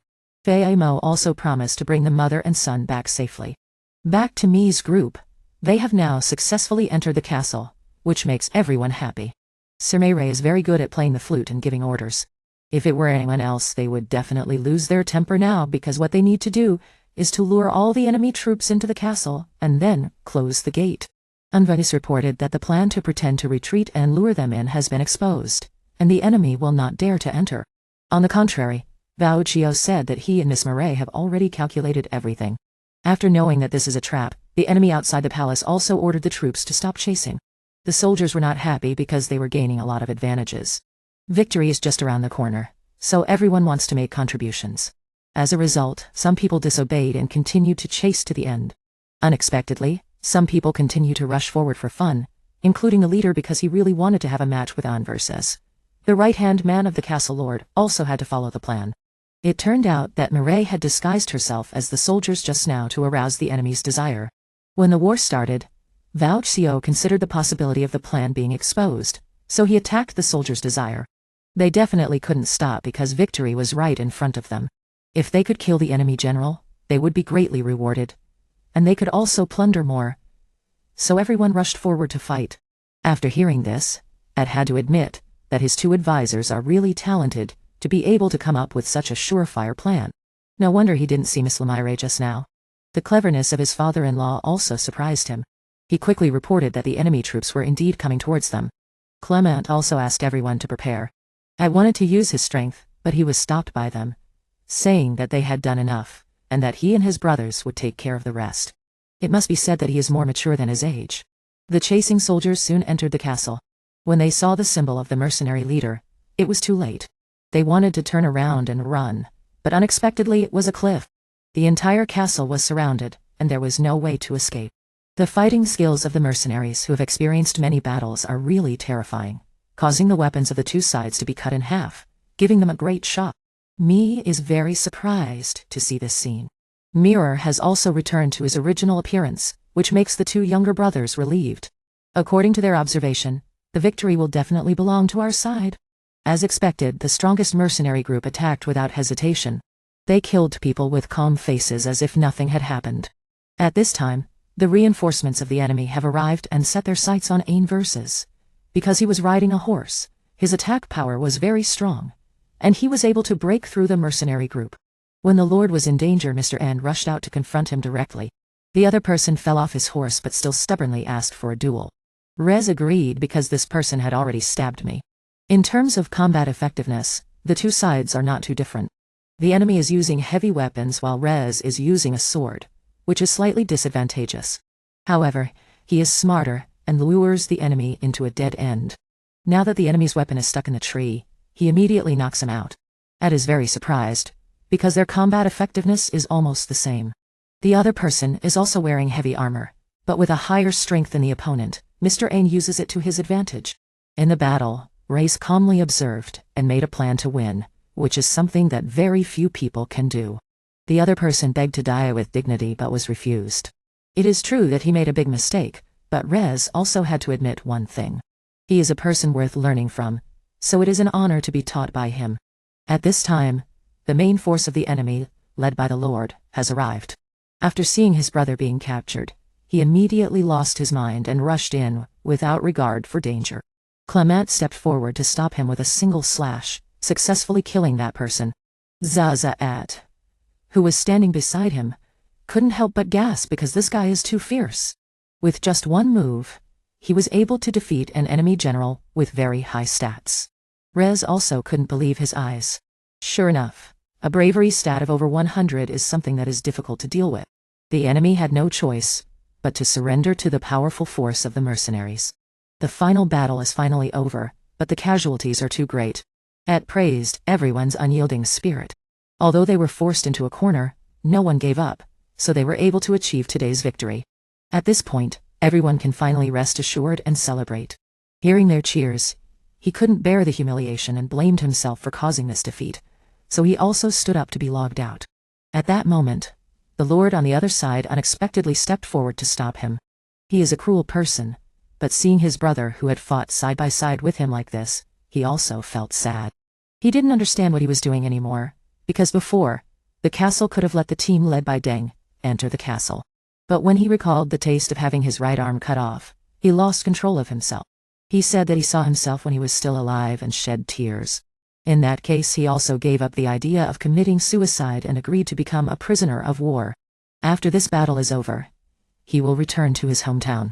Mi also expressed his gratitude to Mr. Rupert because, if his army hadn't appeared, he would have had a hard time returning to the castle safely. Ed believes that their family will be reunited soon, because there is news that Feyamo has rescued everyone outside the castle. Hearing this, Rupert also smiled because he had lost too much blood. Mi asked why he didn't say anything even though he was so badly injured. Rupert felt that the situation was very critical at that time. If he collapsed, the morale of the soldiers would be reduced. The doctor said that because of the excessive blood loss, they were able to escape danger. Thanks to the young master for staying awake to rescue him. Hearing this, he told the story to Mr. An, and asked why he was so sleepy. Rupert still hopes that one day the war will end, and this country will be at peace. He wants to live in a small house with his wife and children, and live a simple life. That's enough for him, but maybe it's a bit difficult to achieve now. Me also shared his dream of creating a peaceful world. He told him not to give up, but his voice was getting weaker and weaker, and his eyes slowly closed. Suddenly his wife appeared. Since he was born, he has only known how to hold a sword, but a warm hand has led him to a happier world, which is his wife, Maria. As long as his wife is by his side, no matter what happens, he will be able to overcome it. At this moment, when he saw the face of his beloved, he regained some consciousness. This is probably a miracle, because Rupert woke up, knowing that his child was born. Maria's body is still very weak, but she still wants to run over to reunite with him, and tell him the news immediately. Faye was a little nervous when he delivered the baby for the first time, but fortunately everything went well. Rupert was so happy that he couldn't describe it. The small family also burst into tears of happiness, which made the people who witnessed it also shed tears. Ed was very grateful to Fayamo for helping him again and again. He said that seeing this scene, today's work is not in vain at all. That evening, Me organized a memorial service for the fallen soldiers. They were buried together in the castle because they couldn't be brought back. This is the fiercest battle for the wandering soldiers. By fighting in dangerous situations, everyone has definitely become much stronger. However, the price paid for such growth is the countless soldiers who have fallen. Even though casualties are inevitable in war, the thought of families losing a loved one is unbearable. Therefore, in order for these lives not to be in vain, they must continue to fight for independence, and creating a better future is the most meaningful reward for those who have passed away. Hearing this, the military court also cheered. Sir Bourei felt that his back had become even straighter. He did not sleep, but sat down to write letters to his wife, and to the families of the fallen soldiers. He had to personally write each and every word, to let them know that this sacrifice was not in vain. RTS was very touched that his master wrote so much. This was his way of showing his respect to those who had contributed to him. He wanted to convey a meaningful message to the families who had lost loved ones. The court was so strong, but at this moment, he could not hold back his tears because the people in the area had treated him very well before. He was familiar with everyone, and had received things from them, so he felt guilty for losing important soldiers. He still remembered how the other man had stood up to protect him at that time. RTS also encouraged his master, saying that he would help him write the letters because he had also come into contact with many soldiers. Then he saw that the old woman was just standing outside, and not bringing in the food. After listening to everything he had just said, he thought that she probably did not need to eat. The next day, the city was easily captured. Up until this point, Sir Bourei still could not believe that they had captured the stronghold. When asked about the situation of the soldiers, he was told that the seriously wounded had been sent back to their hometown to recuperate, while the less seriously wounded had been sent to the military doctor for treatment. They were gradually recovering, so there was no problem. Hearing this, he was also relieved because he only needed to wait for Sir Kenran to return victorious, and everything would be fine. Famu then went straight to him and handed him a bag of silver coins, apologizing and saying that he must have been too busy and had come to the wrong place. He was a very meticulous person, so even if it was just a small matter, he had to figure it out. As for the next task, he still wanted to ask him to do it. The first was to report the victory here to Sir Kenran, which would boost their morale over there. In addition, he also wanted to know the latest battle situation in Stay's castle.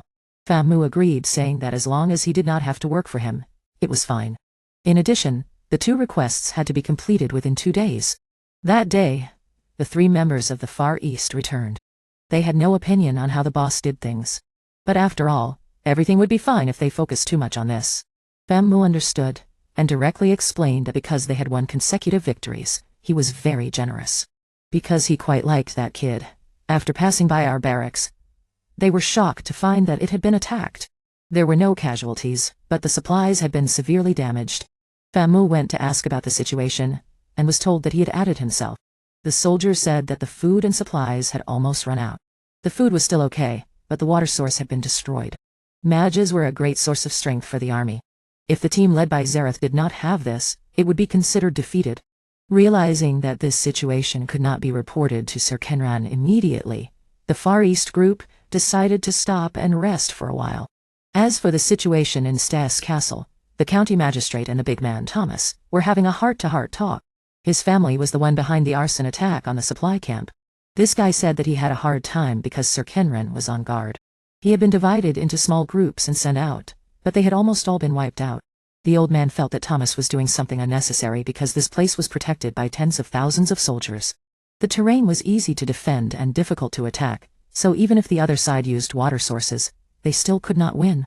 The right-hand man of Azmag said that the current war was mainly fought with magic. Even if the city only had a few mages, it would still be conquered. In particular, the other side also had a talent for using magic. For the time being, everything had been decided. Without a water source, this battle would be prolonged. When winter came, they would win. Of course, this guy did not just want to sit and wait. The other party, Sir Kenren, would definitely think of a way to deal with it, so he wanted to directly target the commander-in-chief in order to win a crushing victory. The old man did not believe that Sir Kenren was the key point, even though he did not like to admit it. He knew that he was very capable. Thomas said that his presence was the key point.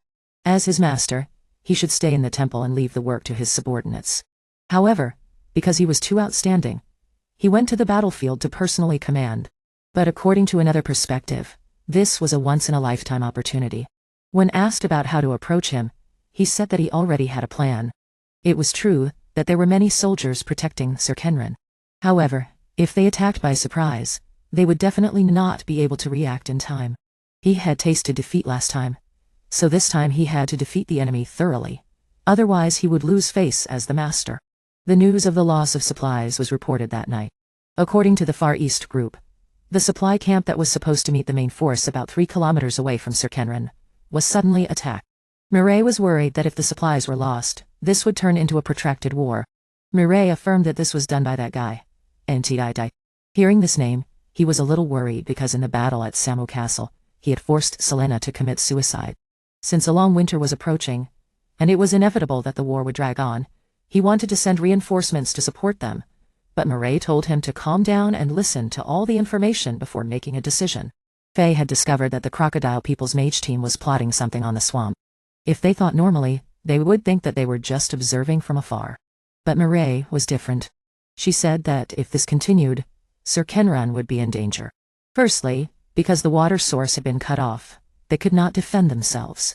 If they wanted to change the situation, they had to send someone to Far East immediately, otherwise the army would receive bad news. At this time, the barracks that had just been attacked received a message from Bourei. The translator also ran to report to the commander about the emergency situation.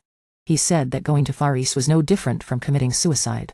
He emphasized that if this continued, he would die. At this moment, the sudden downpour turned Borei's affirmations into reality. Just as she had predicted, the mages on the other side would create a rainstorm to block their vision. The ground there was all soil. If there was a heavy rain, it would definitely become a quagmire. If they were to fight in such an environment and were attacked by surprise, their commander-in-chief would definitely be killed. He was urged by the soldiers to hurry and ride his horse to the battlefield on the other side, hoping that he could make it in time. As expected, the enemy had already approached the barracks where Sir Kenren was located. After finding out that this was a surprise attack, he still called on the soldiers to fight back. He thought that these guys were really brave to target him. Thomas personally went there to fight and asked how that kid, Vasmark, was doing. He did not say anything but just said that he had come to take his life. It was true that his swordsmanship was very good, but he still could not defeat him. This was also the reason why they chose to fight on horseback to hunt with their string. The ground was so muddy at this time that Sir Kenren almost fell off his horse. However, his skills were still very good, and he successfully stabbed Thomas. He was in pain, and called on the soldiers to rush forward and protect their commander-in-chief. At a critical moment, the entire area suddenly became pitch black. Famar then appeared and said that this was a shadow spell, and that he had been sent by him to help.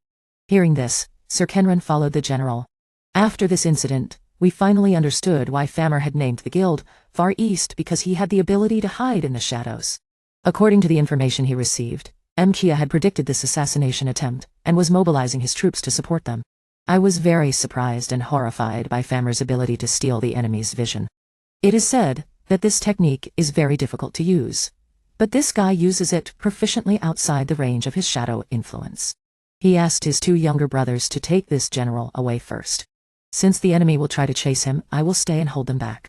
As expected, Thomas led his men to sneak in, and this time, they were once again robbed of their vision, and fell into desperate darkness. Famer shouted to retreat because the assassination plan had failed. At first, the opponent thought that the user of shadow magic only robbed them of their vision. However, in fact, he also abandoned his presence and attacked unexpectedly, causing the soldiers to die. In fact, Thomas had also practiced a lot in the dark, so when he was slashed, he could feel it. In terms of strength, Famer was no match for this guy. He confidently claimed to be the right-hand man of Lord Vasmag, so how could he be killed by this little guy? After entering the battle, Thomas continuously blocked the opponent's attacks, and even successfully drew blood from the leader of the other side. However, at this time, he knew that he had lost the opportunity to kill Karan, so he gave up. Famer, who was hiding nearby, also completed the mission with flying colors. The next morning, I had regained my spirits and continued to fight. The other side was also surprised, because they had almost died yesterday, but today, they were already able to send troops to fight. It usually takes a few days to recover, but these people are different. After paying attention to yesterday's incident, the Lord also came out to thank the three of them. At the same time, he generously rewarded them with gold coins, which made the two younger brothers very happy with what they had done, which was completely worthy of this kindness. But if you still feel that it is not enough, then join me. After witnessing Famer's ability, he really wanted to recruit him. Waiting to become a subordinate of the governor in the future sounds quite attractive, but he has already refused. Not only the invitation, but also the reward. Lord Karan once said that it was too little, but that's not the case. After all, they have already been rewarded with their names, so they only need to fulfill their duties. I will go back and ask him for a larger sum of money. It is probably not too much. Lord Karan was very happy to see that they were so righteous, and hoped that he could maintain this cooperative relationship. On the way back, Famer asked the two younger brothers what they thought of the invitation just now. It was not bad, but they only followed their elder brother.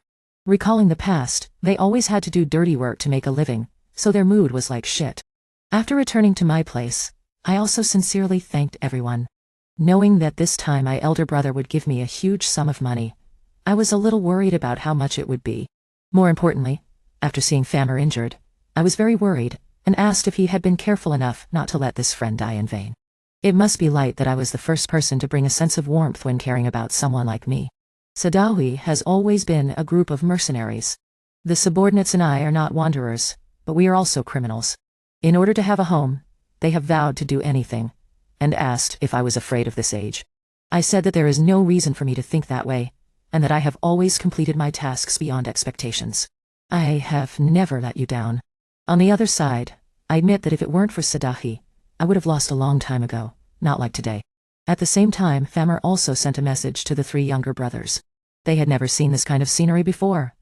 When it came to the reward, he asked me if I wanted to admit that I was his subordinate. I also agreed because I really respect him, and the whole Sadahui is full of talents. It is of course a joy to serve such a force. Others don't understand why I rejected Koran just now and now choose to join this evil kid. Famer said that I would put my faith in him. Now, he is not even a small county magistrate, but he will definitely be greater than anyone and may even become emperor. In addition, there are many things he dare not say. And of course I agreed to accept it. The younger brothers have great confidence in their elder brother's vision. Originally, Sadahui's growth to what it is today is all due to his talent, which made Famer realize, as long as I stay by his side, I can still live as a human being, not as an evil ghost like before. The four of them stood up and swore their loyalty to me in a serious manner, which made me a little embarrassed. The story came to an end. At this time, the enemy was quite relaxed in Stias. They failed to take the head of the other side, but they were confident that the other side had lost their vitality. There is a general here who is considered to be very strong. Knowing that I was not allowed to fight, I also looked bored. And the person who went to think that the redhead was making a fool of himself when he brought out the tree to fight. When he held it and tried it, he realized that it was very heavy, and could not be lifted. Diet understood that this guy was holding it with one hand. Fortunately, the young master came over, and told him not to touch his weapon. The next day, I's army rushed to Stas to meet with Lord Quan. Without saying much, he ordered the start of the campaign immediately. Their plan was to let the army surround the enemy's fortress and attack from both sides at the same time, so that the other side would not know which side to defend against. Their magic team has been defeated by Lord Quan, and the beasts have been killed, so the two of us are free to act. Vers was able to approach the city wall safely. When they were targeted, they also used enchantment to resist. At first, There was only one person using magic. The captain on the other side looked down on them. But what he didn't know was that this was the strongest ancient magic at the moment. In a flash, a hole was punched in the city wall. They had miscalculated because her current ability was equal to that of 100 other ancient magics combined. When the entire city wall was pierced through, they realized the problem, but it was too late.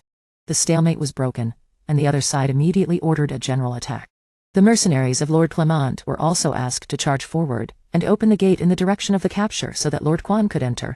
These were dangerous tasks, but my brothers and I were very confident that nothing was impossible. The couple returned safely, which made me and the army in the house very happy. It was a bit too early to celebrate before the victory. Next, I needed many Rez and Sister Myra to lead the army to clear the way for everyone behind. The enemy was in a state of panic at this time. There was only one city wall to defend, but now it was gone. In terms of strength and army, they were completely inferior, so everyone was scared. Only the redhead was happy because he was about to fight with many people. According to my order, Lord Bourei and the two brothers and sisters in the house opened a way straight in. They realized that the big mask was not here. On the other side, Lord Curran had not yet entered the city, so the current number of troops was a bit small. Rez was surrounded by the siege, but he was not injured at all. He encouraged the brothers in the house to fight for the victory of the young master. Each of them must kill at least one person, so that there will be no more history. At this time, the general on the other side felt that he was about to lose, but he also ordered to surrender to save his life. He was captured alive and not killed. Brother Rez agreed to ask everyone to lay down their weapons and not resist. Suddenly, at this time, the one holding the surplus refused to surrender and still wanted to fight. The old man said that he would only cause more trouble and would not be able to do anything. He introduced himself as Inza and grew up here. When it came to age, he couldn't even remember if he was 17 years old this year, which made the other brother give up. The captain also interrupted the result and was slapped by him before he could finish speaking. It seemed that the most rebellious child in the castle was this guy. With his superior strength, he was able to defeat the team alone and challenged the other brother to come out. Master, those guys over there are attacking again. Generally speaking, they are only good at running, but they have no combat experience. Rhys can totally chop them up a few times since he didn't do anything. He is a happy opponent who is regarded as a figure by Rhys. To be honest, this is the most embarrassing battle with a general. He claims to be the strongest in the world, but he was beaten up by Rhys. After a long time, he was knocked down easily because he only relied on strength and emotion to fight. But he had no brain and tactics at all. Just like that, Rhys let his opponent use a sword to beat him up a few times, like a mother coaxing her child. While fighting, he pointed out the opponent's stupidities, making Rhys wonder why he was so stupid with such a combat capability. Outside, Mireille also successfully killed a few people with her bare hands, and captured the enemy general alive. So she went in to ask about the situation, and found that her brother was teaching a guy, which made her quite curious. How on earth did they change from opponents to master and apprentice? He even encouraged Rhys not to give up his sorrow. After checking this guy's stats, she finally realized why her brother was so devoted. It turned out that the guy had very high bravery. As long as he had more time to practice seriously, he would definitely become very powerful in the future. Her brother told him that if he wanted to show off his strength, he should give up being a soldier. Everyone was stunned by this scene. When Rhys realized that he had just taught his opponent, he apologized to his master. After being taught by Rhys, the idiot also took him as his master, which made everyone give up because they knew that anyone would become like this. At first, Rhys refused because they were enemies. Hearing this, the guy said that he would surrender and join his army. His master called him son, and her brother also lowered his status. The reason why he wanted to follow Rhys was to become stronger. He even considered saving him when he was captured by the enemy. Master agreed immediately because he knew that if this guy joined his army, it would be stronger than ever. In short, he couldn't waste his talent. He is only 17 now, but his leadership is over 100.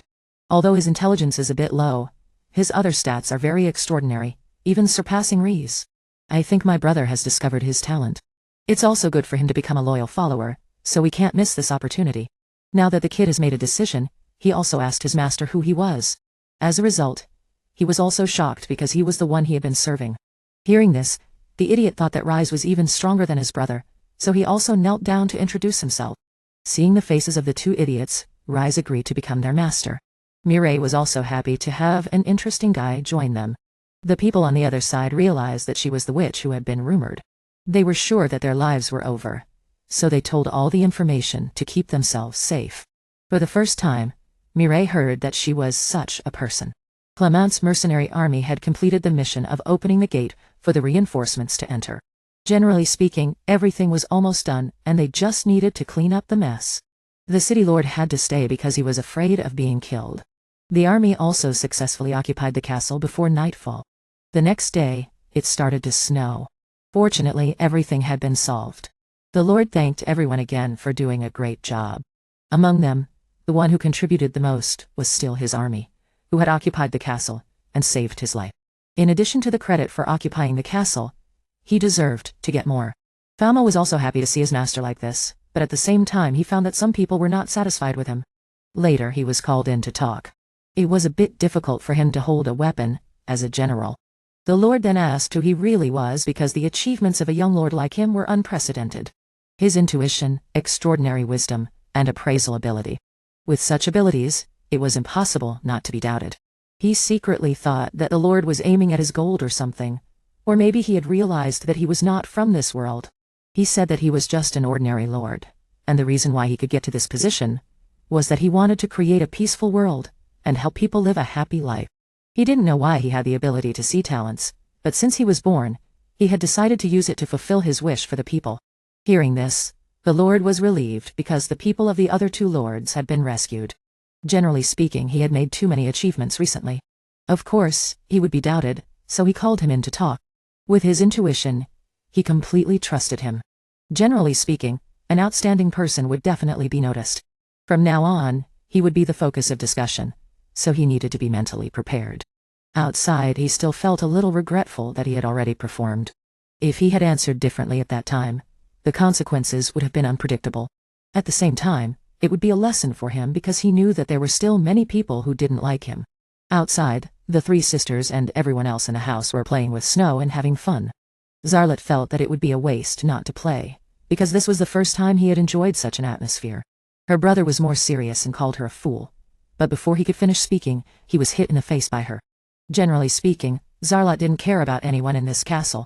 Seeing this, the other people also started to fight, and the others also joined in.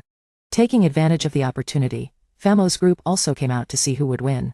This method was also a way for him to make friends, which made Clement speechless. As for Clement, it was simpler. He just needed to rely on his strength. Now he had met a master like Mireille, so he couldn't be underestimated. Nearby, the star had also created a snowman. Just after it was finished, Reese was tricked by Zarlat and hit his head on it, destroying the snowman. The star cried so much that the others had to make up for it. Famo also had to use his ability to create a giant snowman. The wind had stopped, and the people who had bet also got their money back. The only bad thing was that Famo used his ability to hide his presence, so he was always absent. Zarlet was very happy, and hoped that he could enjoy such a happy atmosphere with everyone again next year. Seeing his sister's face, he didn't know how to express his feelings anymore. Compared with them, the enemy was very sad. He thought that his plan had been seen through by his sister. But in fact, most of the achievements were done by Reese. He admitted that Mireille was a genius, and if he continued to fail, the status of Vazmak would be affected. Later, Tati suddenly came and said that he didn't look like usual. His appearance made him very touched that his master had come here.